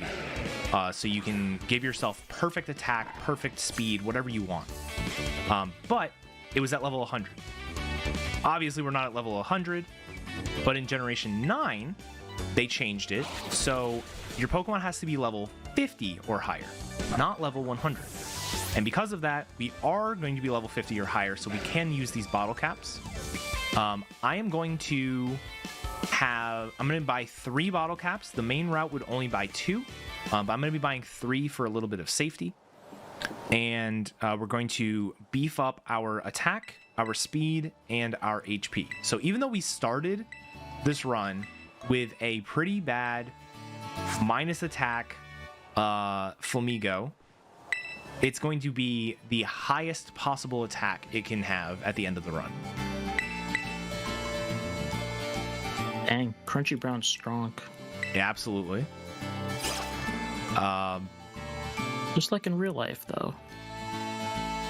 Crunchy Brown is actually, like, jacked. So, it all checks out. Oops.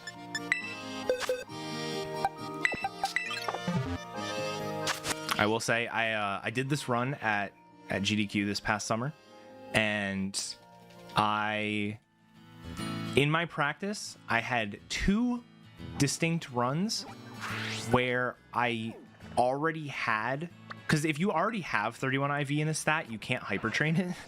I had 2 different runs of practice where I already had 31 attack, or I already had 31 IV in 2 of my stats.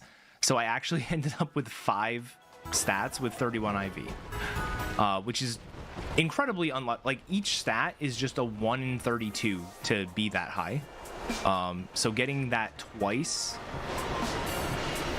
in the same run, and then having that happen twice, is just probably the most unlikely thing that's happened to me before. All right, so we're gonna go into the water gym. You'll notice that there is a sandstorm happening outside. That is unfortunate. We're hoping that the sandstorm goes away. Sand will... It just wastes time. It's not going to be dangerous in the battle, but between every turn, I'm going to take a little bit of chip damage because of it. The game does have random weather, so sometimes it'll rain, sometimes it'll... Actually, I don't think it can rain here, but other areas of the map, sometimes it'll rain, sometimes it'll be like thunderstorms, it'll be sunny.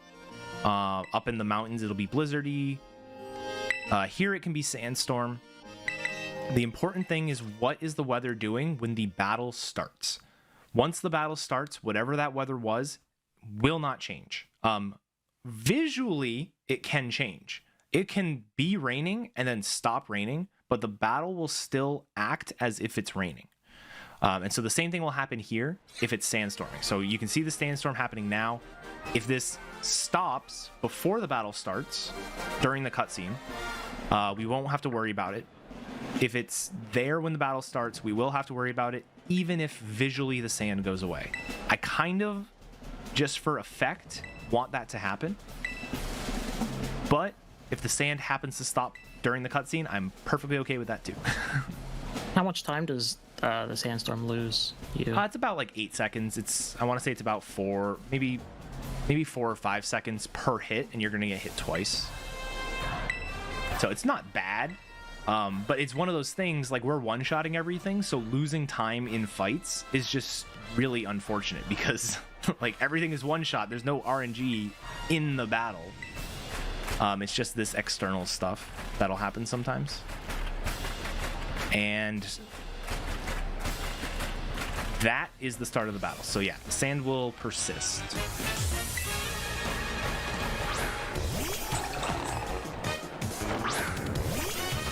Which is unfortunate. That's a cool looking fish. Yeah, it's Veluza. It is a new Pokemon Generation 9. It is basically like a physical version of Starmie. Is kind of how I think of it. It's a water psychic Pokemon, but it's more physically based than special. It looks like an evolution of Barbroach, but it's probably not because it's not. No, it's a standalone Pokemon. This is Wugtrio. This was a choice they made. Oh. Yeah, so they have, I forget what the new name of it is, but there are some Pokemon that have like, instead of it being a regional form, like you've got the Girafferac was one, right? Yeah, so like you've got Diglett and you've got a Alolan Diglett. Instead of it being like that, there's Dugtrio and then there's Wugtrio, and is a different Pokemon. And yes, there is a Wiglet. Also very scary looking. There's Toadscool and Toadscruel for Tentacool and Tentacruel. Those are pretty funny. They like run around instead of swimming in the water, but they kind of look the same. So it's really off-putting the first time you see it, but they're really fun. Regional Fake. Yeah, there's an actual name for it. I forget exactly what it is. Then there's also like the Paradox Pokemon that are completely different Pokemon. I've seen those. Yeah, we won't see any of those in this run. Just this storyline doesn't cross paths with any of them. But those are interesting as well. They're like very exaggerated versions of their... Yeah, like Violet is like the future Pokemons, and these are like the primordial ones. Yep. So you get like the was it like an Ooga Booga Jigglypuff? Yes. Yeah. And that's actually in any percent, that is the main difference between the two games. There is a fight near the end of the game where you basically fight all of the different Paradox Pokemon for your game. So if you're in Scarlet, you fight the, Fluttermane and the Scream Tail, which are the Mischievous and Jigglypuff and like all the other ones. But if you're playing on Violet, then you fight like Iron Bundle and Iron Hands, stuff like that. Like a Metal Hariyama or something, right? Yeah, exactly. That's the Iron Hands. All right, I'm going to go ahead and buy those bottle caps now. The main reason we do this gym 6th is because in this town is a shop that we can buy the bottle caps. You can't buy them at any Pokemart. It is at specific shops. And to minimize load times, flying to the town that you already have loaded is actually quite fast. So general goods, and we're going to buy 3 bottle caps. Then head off to the ice gym. So we mentioned this is the first gym we entered.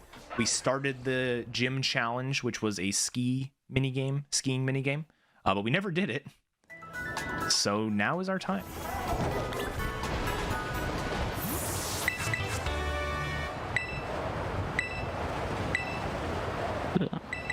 That is a blue snowman. That is a very blue snowman, yeah. I was actually talking about this on stream today.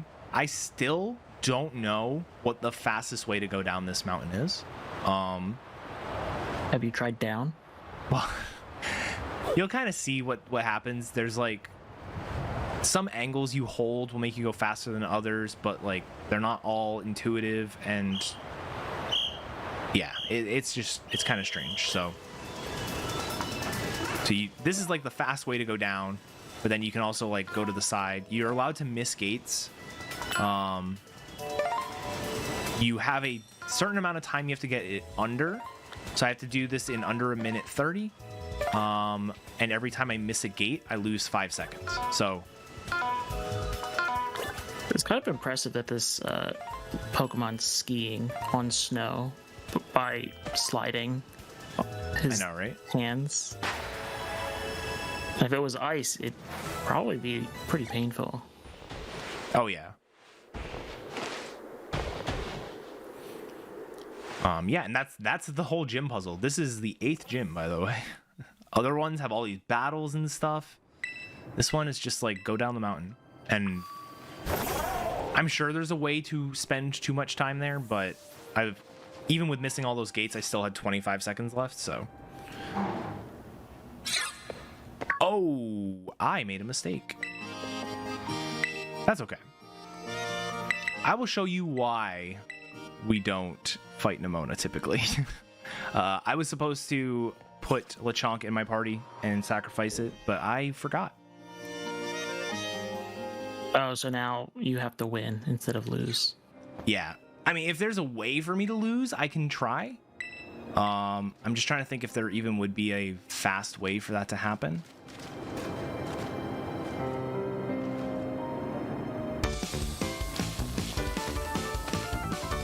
What Pokemon does she have on her team? All right, I think I know how to make it work. Because I think even spending the time, like spending this time not winning the fight will be faster than winning.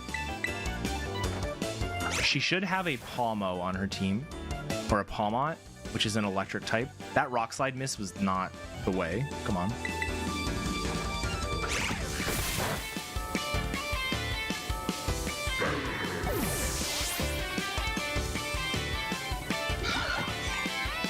So your goal is still to try and lose, but like you're still gonna attack it and like slowly whittle it down because it might be faster if they don't kill you in time. Yeah, I think that thing was the best option I had to let it kill me, and I accidentally one-shot it, not intentionally. So we'll just go ahead and do the fight. Not a big deal.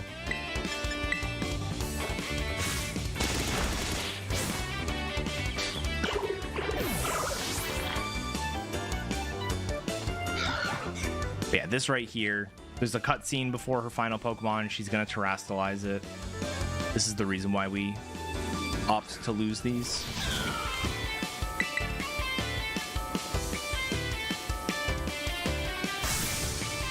I usually forget the other way around. I usually don't forget to put Lechonk in my party. If I'm going to forget it at all, I forget to take Lechonk out. And so I end up going into the gym leader with only a Lechonk. Like, that's usually a mistake I make. Not this way. Not a huge deal, it's just,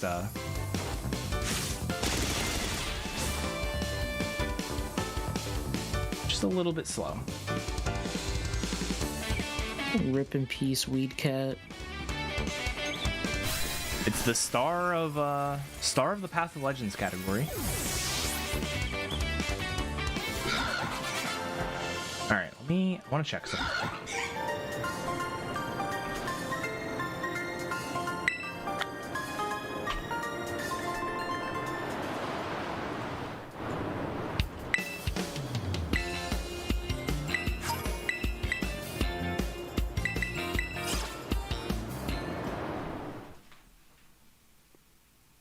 Yeah, okay. Well, I don't have the menu here because I already have this Pokemon.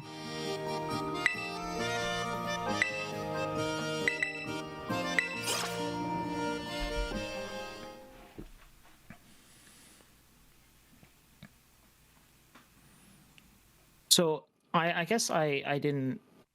Maybe I missed it, but when do you typically go to like sell all your stuff for? Like the TMs and all that. You do that like right before the Elite Four. Yeah, right before the Elite Four. What we're going to do is we're going to sell all of the stuff we've picked up. You know, there's a ton of TMs. We got given a lucky egg that we're just going to sell that. Sell all this stuff, and then right away we're going to buy vitamins. So there are items in the game called they're like proteins, carbos, calciums, iron, zinc, and HP up.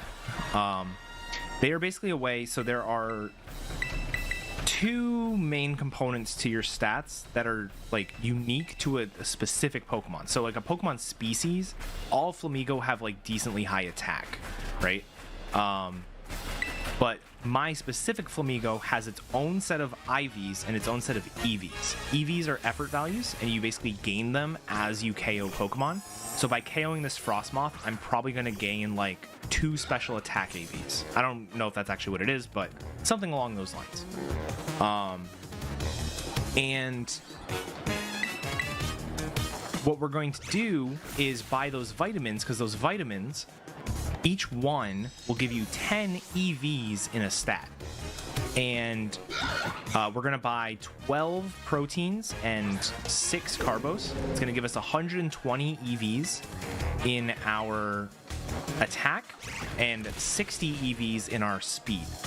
And that's going to basically give us, in addition to the bottle caps, which will set our stats to the maximum, we'll also be given or get really high stats because of that with the EVs.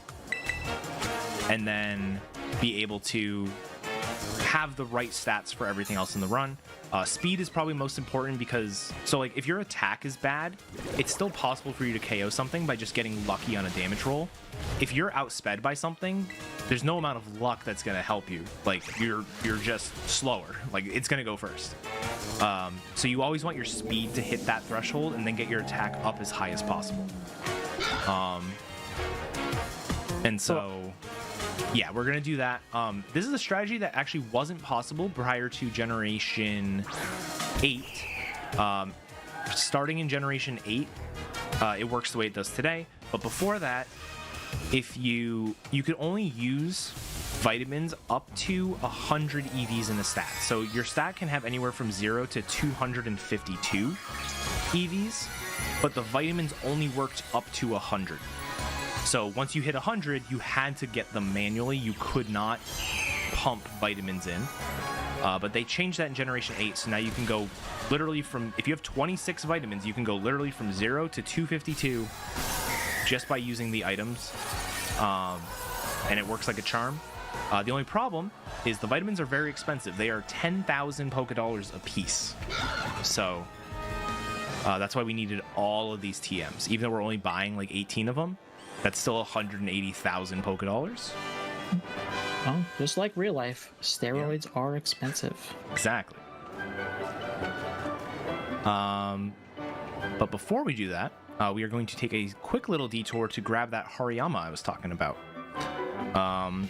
The Hariyama that we saw in the Alfrenata Cavern were level like 41 to 44. The one that we're about to go catch is level 55. It's a guaranteed spawn, so there's no luck involved, and it's a guaranteed catch. Hariyama happens to have a very high catch rate for some reason. It's actually higher than its pre-evolution. All right. Well, if we have a couple of seconds, somebody absolutely. gave us a $15 donation. I'm going to try and pronounce it. It's Farfig Scheiter. At $15, with a comment saying, "Why is there no option to say that all vegetables are good?" Well, it's because Brussels sprouts are obviously disgusting. That is why there's an option. But anyways, back to you. All right. Yeah, so like I said, this Hariyama is a guaranteed spawn, so we're just going to go over there. It is a bit of a detour. It's an extra fly, which is why you prefer to catch one. But it being a lower level earlier just adds a little bit of danger that for a marathon I don't think is necessarily worth it. Worth the speed that it is to catch it. All right, so all you got to do is follow this path. So this is the area where we fought Kofu, or we did the auction for Kofu, the fourth gym leader. Everything around here is like level 28, and then there's randomly these 3 level 55 Hariyama just in the middle of the path. No idea why, but we take it. Guaranteed catch too.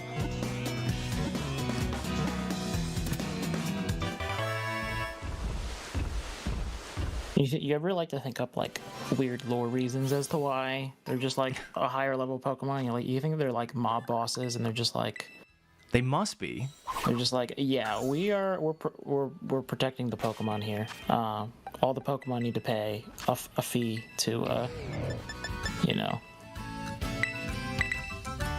I don't know where I'm going with this. No, I get you.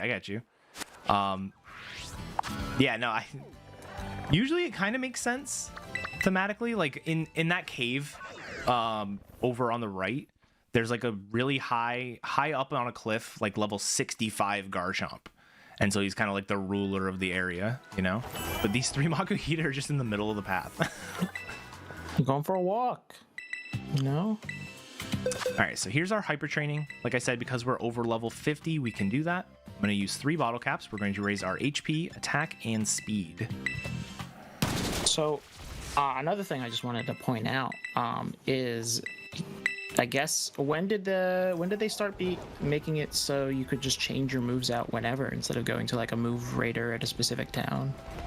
Yeah, so that is they kind of started doing that in Sword and Shield. Sword and Shield was a little bit different, where the move relearner was free, but it was in every Pokemon Center.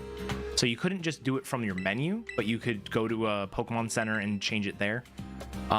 This game gave you the ability to change it whenever you want. I think Legends Arceus had a similar mechanic. I don't remember exactly though.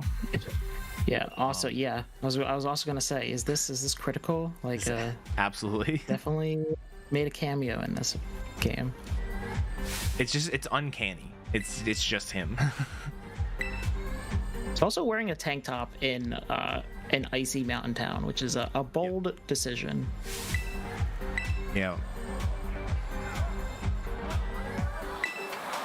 But yeah, this is going to be our 8th gym. So this is the final gym. We're coming up near the end of the run. Still have quite a bit to go. So I'm not going to be this far underestimate, trust me. But yeah, this is the doubles gym. So every game pretty much has one of these now. The challenge for this is you have to go through 3 double battles back to back to back without leaving, but they do heal you in between. So it's not even relevant for the speed run. We just essentially mash A the whole time. But it is You know, again, if you're not used to double battles, because the game doesn't offer that many of them, it can be a bit of a challenge. This gym does have some, you know, interesting things that we try to avoid. So you'll notice that a lot of these battles take a while because there are, you know, little interjections. There's like, wow, you damaged that Pokemon, you did so good. That is relevant for the actual gym leader mostly. All of these first fights just have 2 Pokemon, so it's, you know, one shot one side, one shot the other side. The gym leader has 4 Pokemon, and there are a number of different things that you can do, or that you can have happen to you that will trigger one of those extra cutscenes. The primary ones are by KOing a Pokemon, you get a cutscene. Only the first time it happens, I should say.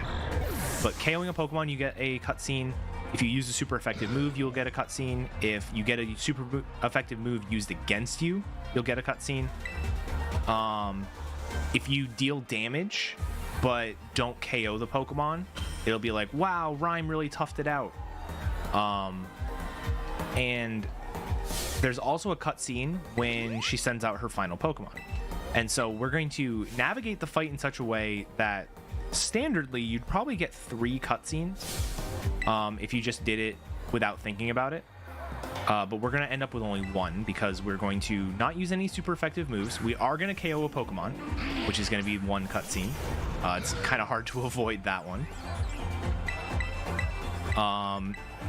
And then the final thing is we're going to purposely allow the final Pokemon to come out when it's not the only Pokemon left. And that will skip another cutscene as well. And the way we have to do that is a bit funny, given that this is the Ghost Gym. But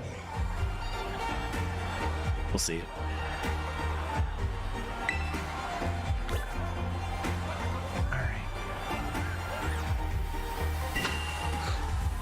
I can't believe I forgot to withdraw Lechonk for that one fight. It's not a big deal. It was like maybe a minute lost. Wasn't actually that bad, but that's just one of those silly mistakes you don't make. It's a marathon, you know? Yeah. It happened. I mean, normally this run would be already in the trash because you got the wrong natured. Yeah. Yeah, I was gonna say this run would have ended an hour and 40 minutes ago.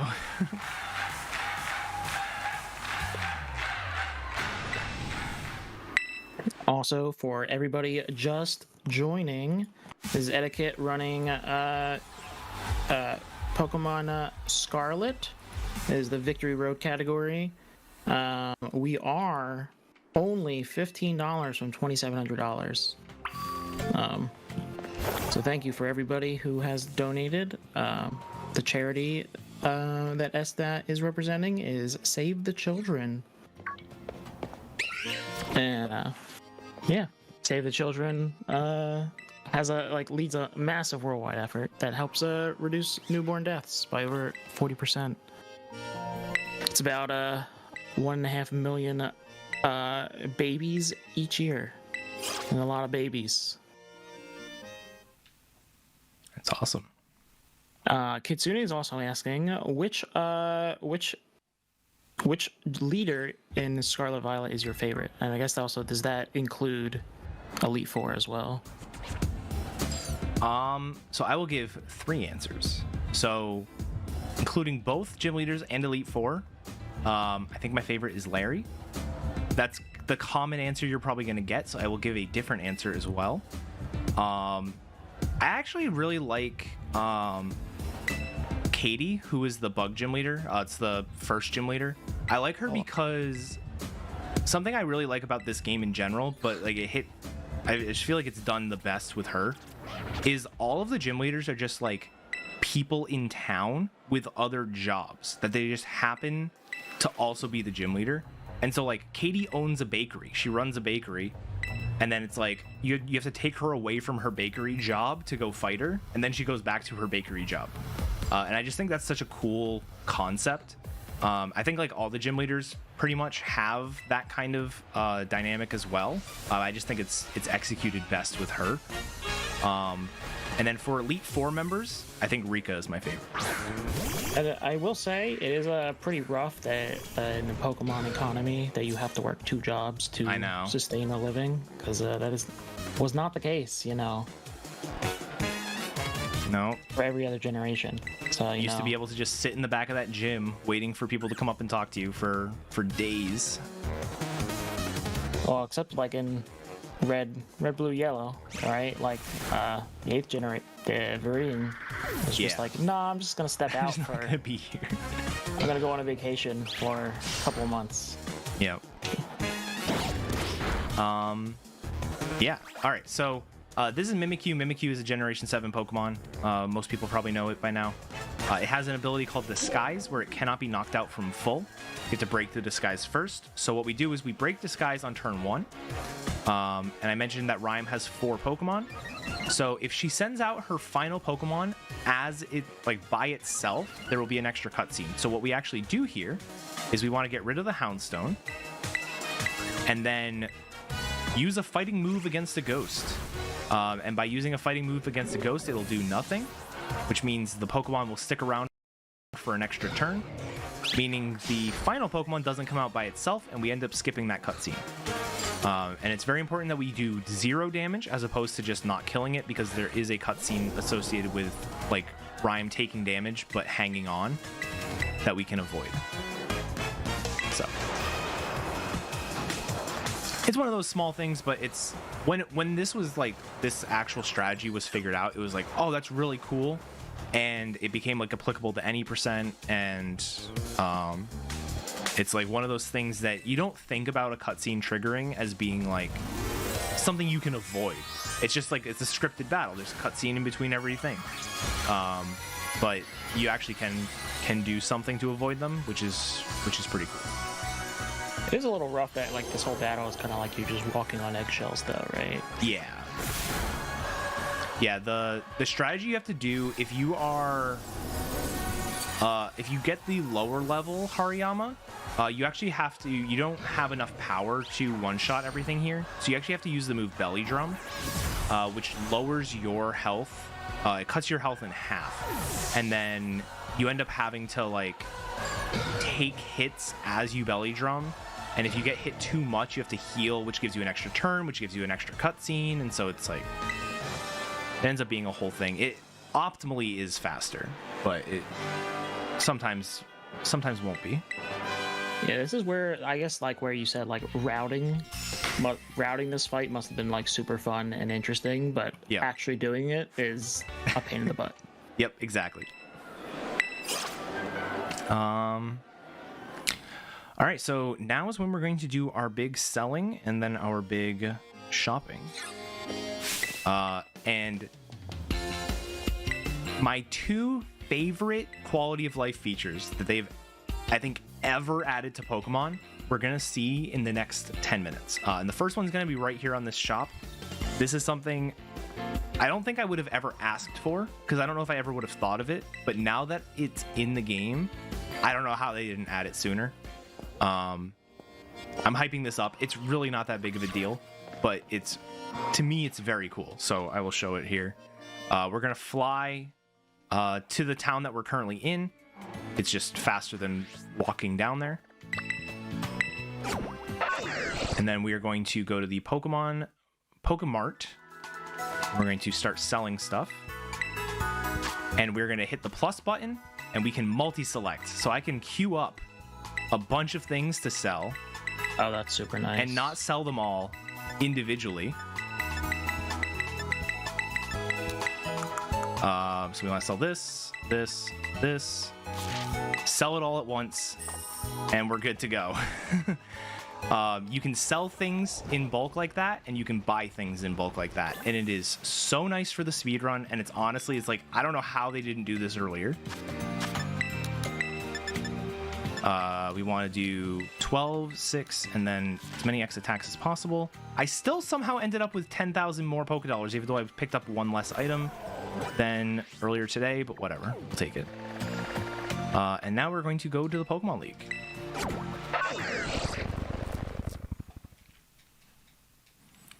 Before we go into the Pokemon League, I am going to menu.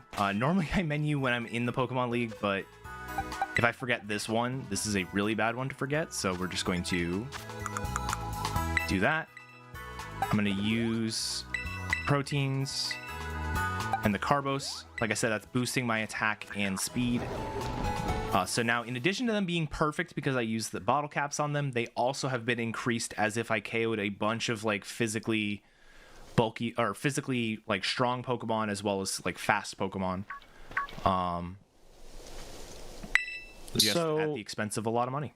What is the, I guess, like the conversion rate for like EV to IV? Like if you have 252 EVs, like are you getting like an extra like 1% damage or something? Yeah, so the definition of the EVs, I believe, is something to the effect of every 4 EVs. Like the EVs don't matter unless you get multiples of 4. But every 4 EVs you get equals 1 stat point at level 50. And then it like scales from there. But to put into perspective really quick, if I have 0 EVs in my attack, it's 174. If I have maximum EVs, it's 221 is my attack. So like it can jump a lot. Okay. All right, so this is the interview. This probably stumped a lot of people when they first played the game. There are answers that will kick you out of the Pokemon League, so you do have to pay attention and make sure you say the right things. If you are paying attention, it's not too bad. These questions here are really easy to trip people up because it's like, which gym do you think is the hardest? What was that gym leader's name and what type were they? And if you like missed the name of a trainer or something like that, or just forgot the town name, you could be in a lot of trouble. Most of the other questions make a lot of sense. It's like, why are you at the Pokemon League? Oh, it's because I want to become champion. What Pokemon was my starter Pokemon? It's the fire Pokemon. And then the very last question is a nice trick question. It is, do you like Pokemon? If you answer no, you get kicked out of the Pokemon League and you have to go back in and take the interview again. Mm-mm. But I'm just answering truthfully. So yes, I do like Pokemon. And then we go in.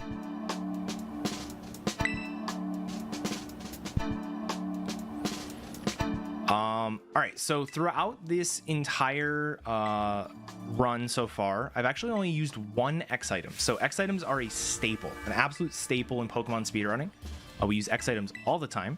Prior to Generation 7, the way they worked is you would use an X item and it would increase that stat by 1 stage. You can think of 1 stage as being 50%. So you go from 100% damage to 150%, up to 200 to 250, so on and so on. Starting in Generation 7, X items would increase by 2 stages rather than 1. So they doubled the price, or quadrupled the price sometimes, and made them go up by 2 stages instead of only 1 stage. We haven't had to really use them because we've had such a high level Pokemon, but we're now getting to the point we have a level 68 or 69 Pokemon right now. I think it's 68 still.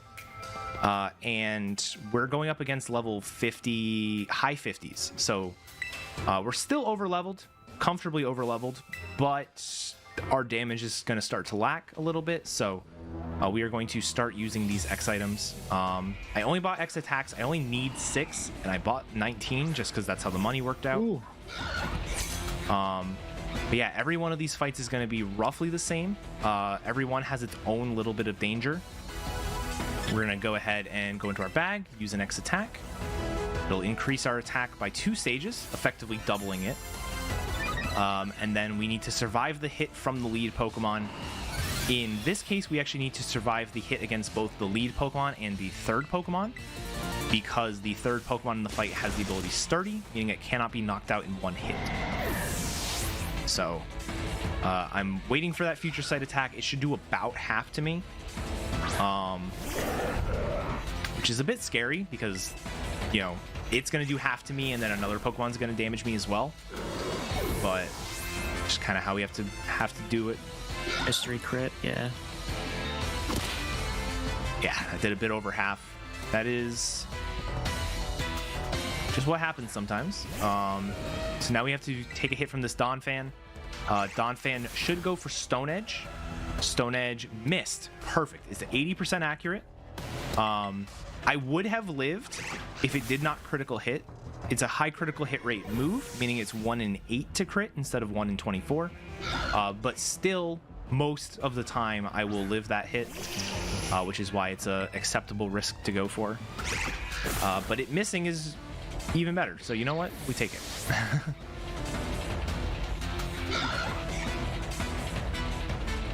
And that is the first gym leader, or first Elite Four member, sorry, down. This Clodsire can do one thing and one thing only, and that is it can use Protect and waste a turn. What is this thing? Is it a Quagsire? But Yes, that is there's a Paldean Wooper that evolves into that. It is a poison ground type. It is very derpy looking. Yes, a lot of people like it. It's grown on me. I'm not the biggest fan of Clodsire, but I understand the appeal. I mean, it's definitely better than Dun Sparse. Like, what even? Like, yeah. Come on. Like, you just added an extra segment, and you're like, oh, that's the evolution. Yep, exactly. All right, and so coming up here, we're going to see the second of my favorite additions they've made to this game. Quality of life things. So normally, if you want to heal, you have to go to a Pokemon Center, or you have to go into your menu, into your bag, choose your potions, start healing. You also can like go to the Pokemon and like choose the restore menu, and there's like a little bit way to do it that way. They added the ability, if you hover over your Pokemon and hit the minus button, it auto heals, and you don't even have to wait for it to finish. It just registers as it's getting auto healed. It will grab items from your bag and use them. There are some items it does not take. So that full restore I picked up earlier, it will never use that as part of an auto heal. You do have to manually use the full restore. But all of those hyper potions, super potions, all that stuff that I've been given and stuff throughout the run and picked up off the ground, those are in that pool of items that can get used there, which is really, really nice. So I noticed you're facing a toddler. This is Poppy. Yep. This definitely a 4-year-old in the Elite Four. Sounds like nepotism. Yeah. I agree. So is Larry the last member of the Elite Four? Actually, the next one. Yes, we'll see him in just a second.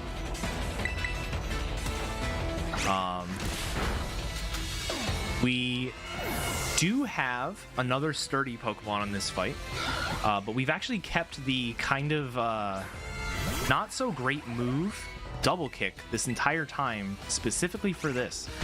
Sturdy means it cannot be knocked out in one hit. Doesn't say anything about two. We cannot do that against the Donphan earlier, just because Double Kick is not powerful enough. But because Magnezone is weak to fighting moves, Double Kick does just enough damage. And you have to make sure you don't Double Kick the Bronzong, because then it will live and kill you.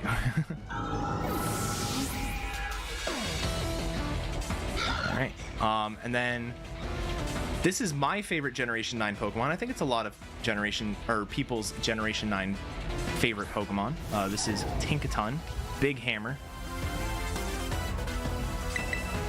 Very cool Pokemon. She's very angry at birds. It's really funny because the Dex entry talks about how she likes to hit rocks with her hammer aimed at the sky at Corviknights, and Poppy also has a Corviknight on her team. Yes, Tinkaton is a bit lacking stat-wise, but she kind of has to be because of the busted Gigaton Hammer move. Is that like a exclusive move? Yeah, it's a move. It's a signature move for her. It is 160 base power, which a move like Earthquake, which is one of the best moves in Pokemon, is 100 power. So it's 160 base power. And then The it can also drawback- get stabbed. Yeah, right? and it's also stab. The only drawback is you can't use it 2 turns in a row. So you can't click Gigaton Hammer twice in a row. But if you did something like Gigaton Hammer Protect, like it is a pretty powerful move. But to compensate, they made Tinkaton's attack not so good.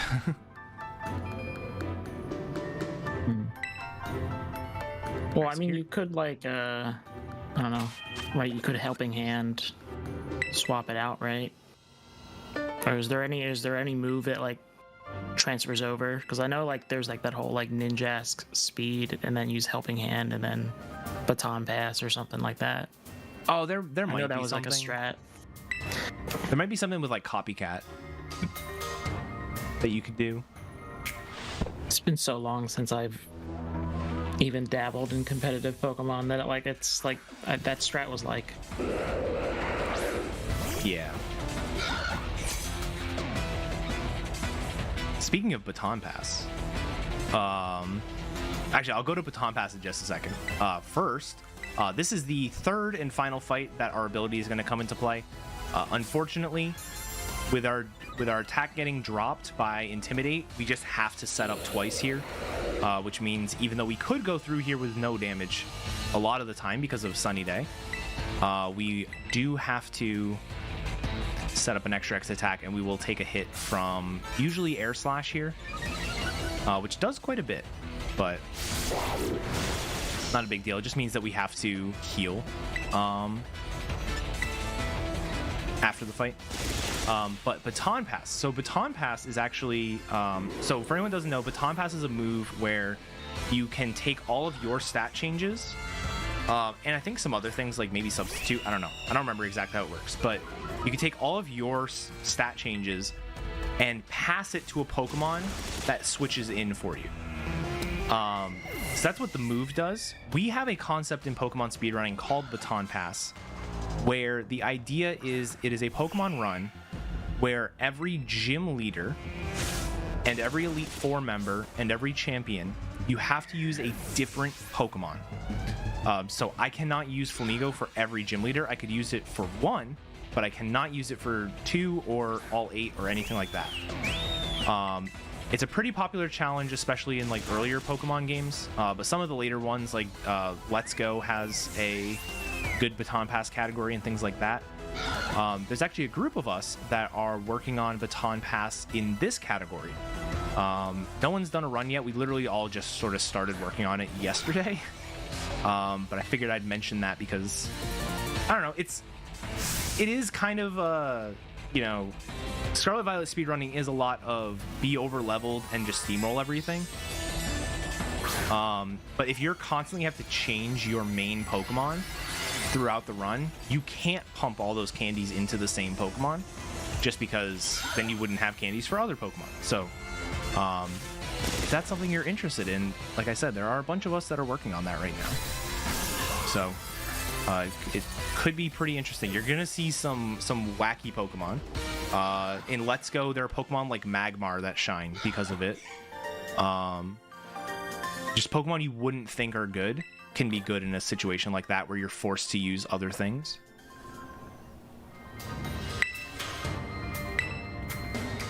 Sounds like something very interesting. I feel like routing for that would be very cool. Yeah, it's overwhelming, I will say right now, because there's just so many options, and there's so many, like, I can do the gyms in any order, and there are so many other mechanics that we didn't even go into with the run, like how so Pokemon's catch rates go down if you don't have enough badges for them to obey you, but it's like also it scales, so a Pokemon that is a guaranteed catch at the end of the game isn't a guaranteed catch at the beginning of the game. And so, you know, if you want to catch your high level Pokemon for the Elite Four, you probably have to do it later, and then like there's all sorts of stuff like that that'll be really interesting to try and flesh out. Plus, a lot of the TMs in the game have other things you have to do to get them. Like some TMs, you have to fight every trainer in an area. There are some TMs that are locked behind the Starfall bases and so you kind of have to route around that too. It's all just a big routing challenge, which is just really fun at the end of the day. All right, so this is the final Elite Four member. This Elite Four member has a 30% chance of losing you 20 seconds. And it all comes down to the second Pokemon. So this here, we're just going to go ahead and Acrobatics to get rid of the Noivern. Second Pokemon is Dragalge. Dragalge is a Dragon Poison type Pokemon and has the ability Poison Point, which means when it gets hit by a contact move, there's a 30% chance that it poisons the user of that move. And we didn't get it, so we just saved 20 seconds over my PB. Nice. That is really unfortunate time loss to just randomly get, especially in like any percent at your like 4.5 hours into a run, and then I just lost 30 seconds. Yeah, that's never good. Yeah. Apple. Anyway, real quick, we finally reached 2,700 before the end of the run. Nice job. Round of applause, everyone. This $20 donation is from Mama CJ, saying you need to donate to CJ to make CJ PG, so let's save some children. Thank you for a fun run and also commentary. I'm not doing much of it. I'm sort of the dumb kid in the class that's always raising his hand. Eddaket here is very knowledgeable about all this, and it has been fun learning. I will say, one of my favorite speedrun commentary tropes is the person that doesn't know the run being on commentary, asking the questions that everybody watching at home is thinking. So, absolutely glad to have you here. I'll try my best, you know? Especially for somebody who, like, followed Pokemon very closely until Black and White, and then is like, I don't like this anymore. Because it's just like, I don't like the tutorial, or like, I missed the pixel art, and like being able to turn off battle animations and all that, and it's just like, they keep doing stuff that makes me not want to play Pokemon. But I'm sure the run is still very fun, you know, and all that. Yeah, it's the biggest thing is just the length of the games has gone pretty ridiculous. For glitchless categories, starting with the 3DS games, you're looking at 3 to 4 hours. Generation 7, one of the games is just under 5 hours, and one of them's 5.5. In Gen 8, it's a 4-hour run.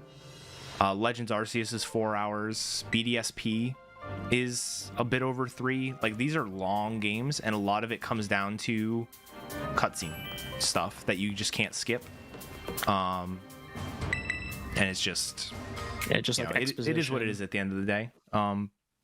But if you can look past that, and not everyone can, and I get that. If you can look past that, it is there is a fun speedrun in almost all of those games. I say almost because things like BDSP exist. I mean, the any percent was amusing while it lasted, when you could just like beat it in like under 20 minutes. Yep. But yeah, I just the other thing is, like, I wish they would make a Pokemon game like with like a new game plus that was just super difficult, like just for the hardcore fans, because the one thing about Pokemon is it just gets progressively easier and easier. Like the Elite Four, I believe, in like is it Emerald or Silver or whatnot, where you could like, you had the refights and they were like 30 levels higher or whatnot. Yeah. Oh, some of the older games definitely have the round 2 stuff. I think the last time they did that was in Omega Ruby, and that was because it was a remake. Like, I don't think it was on its own. Yeah, like I just missed the Pokemon being strategic and being hard, rather than like you could just steamroll everything as like, you know, with your starter Pokemon.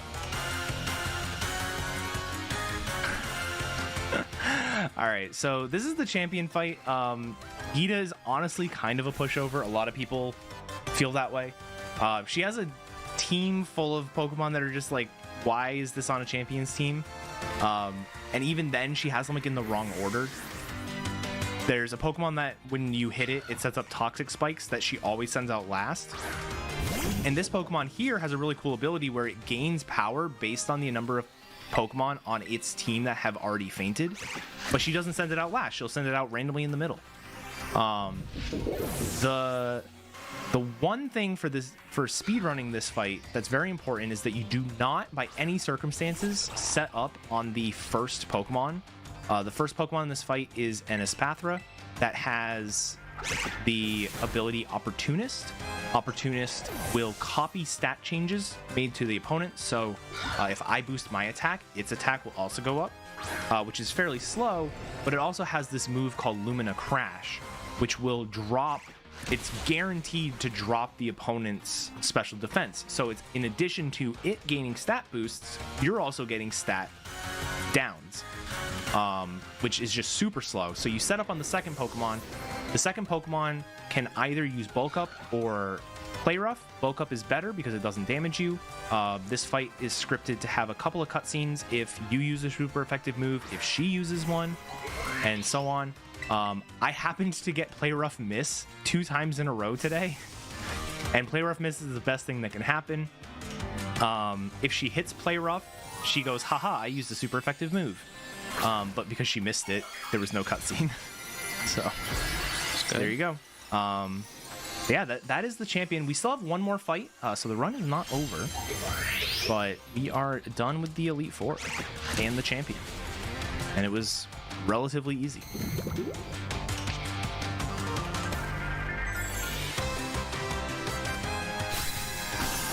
What Terra Stylized is that? It's like a Pantheon on top, I guess, fighting? This one was rock. Oh. It's like a gemstone, I guess.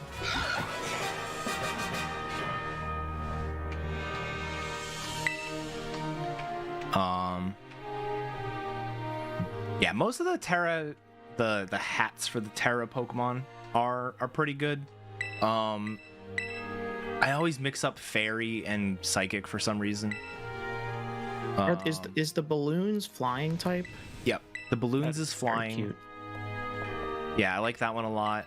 There's like a light bulb for electric, which is really cool. But yeah, so like I said, we have one more fight. We have to fight Nemona. Contrary to what we've been doing so far in the run, we do have to win this fight. And it actually, can be a bit of a tricky fight. Like your typical rival, she doesn't specialize in a single type. She kind of spreads everything out. And so if you don't have a plan going in, you can absolutely get obliterated. One thing that is kind of, it's more relevant probably in any percent than it is in this category, just in terms of optimizations, is she has the highest speed threshold for the run. And so this entire time, I've been talking about how, we needed the Adamant Mint to make ourselves not minus attack, and give ourselves actually plus attack. Like, we're going to be super, super offensive. We're actually going to, for one single fight, use another mint that we picked up earlier in the run. And we're going to turn ourselves from Adamant into Hasty. Hasty is minus defense plus speed. And we're literally turning ourselves into a plus speed nature for a single fight. Oh, is it because you're slower? Or... Yeah, because we would be slower. And so now we're going to, now we will outspeed. In any percent, there is another speed threshold later on in the post, not the post game. After you beat the 3 storylines, there's like a 4th storyline at the very end. During that 4th storyline, there is a Pokemon that has a higher speed threshold, and the optimizations that you can do are, you actually don't use bottle caps in that run. You would instead do, you would just compensate however much you need with proteins and carbos. And there's a certain threshold where you can have enough carbos to, even with an adamant nature, outspeed this fight and that future fight. Sometimes you can't, and you just have to pop the hasty mint, but you try your best to avoid the hasty mint because you're menuing for like one item, which is just kind of a waste of a menu. So, but yeah, this is the final fight. So instead of, I guess, buying 19 X attacks because you only needed 6, could you have used the money to buy extra, what is it, speed ups? The carbos? The carbos to just outspeed it so you don't need to use the mint? So I would have been able to afford one more, but that wouldn't have been enough. I would have needed probably like 8 or 10 more to do it. Okay. And that just wouldn't work for the speed run. It's just too much other stuff to pick up to be able to sell. So when does time? Is it time when you beat Nemora or Nemona or? So there's gonna be like a little bit of a cutscene. It's like maybe 2 minutes after the fight. It's like a minute and a half. And then there will be a title card where it'll say Victory Road Complete. And it's basically once that disappears is when timing is. Which in this category is not as bad as so the three single story runs, Path of Legends, the title card happens like 30 seconds after the final fight. It is like super fast. It's like maybe even less. It's like 20 or 15. In this category, it's like 1.5, maybe 2 minutes. In Starfall Street, the title card takes 5 minutes to show up. There's like this whole cutscene. You have to like run across town. And it's just like, I'm not doing anything. I've finished my fight 5 minutes ago and the run's still going. It's just to be consistent across the different storylines. We had it set up that way, but yeah, I do have to make sure I use a different move. It is possible to low kick there and then die, so definitely not done that before. What if you miss acrobatics? Do you just also die? Acrobatics is 100%, so you can't miss it, but if you did, yeah, you would die. Okay. Yeah. But yeah, so this is, like I said, that is it for this fight. Looking like it'll probably be about a 219, so I am very happy with that.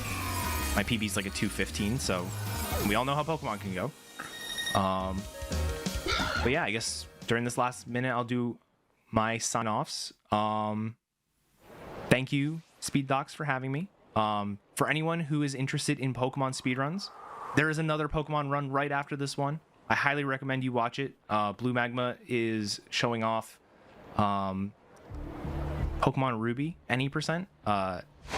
Is an exciting run. I definitely recommend you watch it. And yeah, if you are interested in this game in particular, or really any of the late gen Pokemon games, the Switch Pokemon games, I highly recommend joining the Switch PSR Discord, and learning about the stuff there. There's a great group of people. We've got people who can help you with any of the games. Some of the games are more popular than others. We just finished out a Let's Go tournament, so a lot of people are sort of Let's Go brained. I mentioned that there's a few of us that are looking into doing this category, but Baton Pass, so just a different challenge. And yeah, like I said, I highly recommend it. Round 2. Is there a round 2? There's not a round 2 now. All right, so time is going to be, like I said, there'll be this Victory Road Complete when there's like a border around the edge. When that disappears, it is time. So I will indicate that here. So, and time. Nice. Also visuals. Thank you for the raid. You just missed an awesome run by Eddaket. But we have another awesome one coming up. Yeah. So like I said, I pretty much did my sign-offs. I know I don't want to hold us up, so like I said, thank you all for watching. If you're interested in Pokemon stuff, like I said, I've been speedrunning and streaming Pokemon for like 10 freaking years now, so I I'd be happy 9 more days, happy right? to have you Until here. your 10-year anniversary, right? 9 days, yeah. A little 9 over days. a week. So yeah. And the DLC for this game comes out in 12 days. So there's going to be some sort of new speedrun component for sure. What it looks like, we don't know. The DLC for Sword and Shield gave us a really cool speedrun category, so hoping that this one does as well. Awesome. Yeah. Nothing else to say. No. All right. Well, everyone, please give a big round of applause for Eddaket. It was a awesome run. I sure learned a lot as, the noob Pokemon watcher. I hope I answered your questions the best, or asked questions that were helpful to the audience. And yeah, thank you so much for coming on and doing a run for us. Absolutely.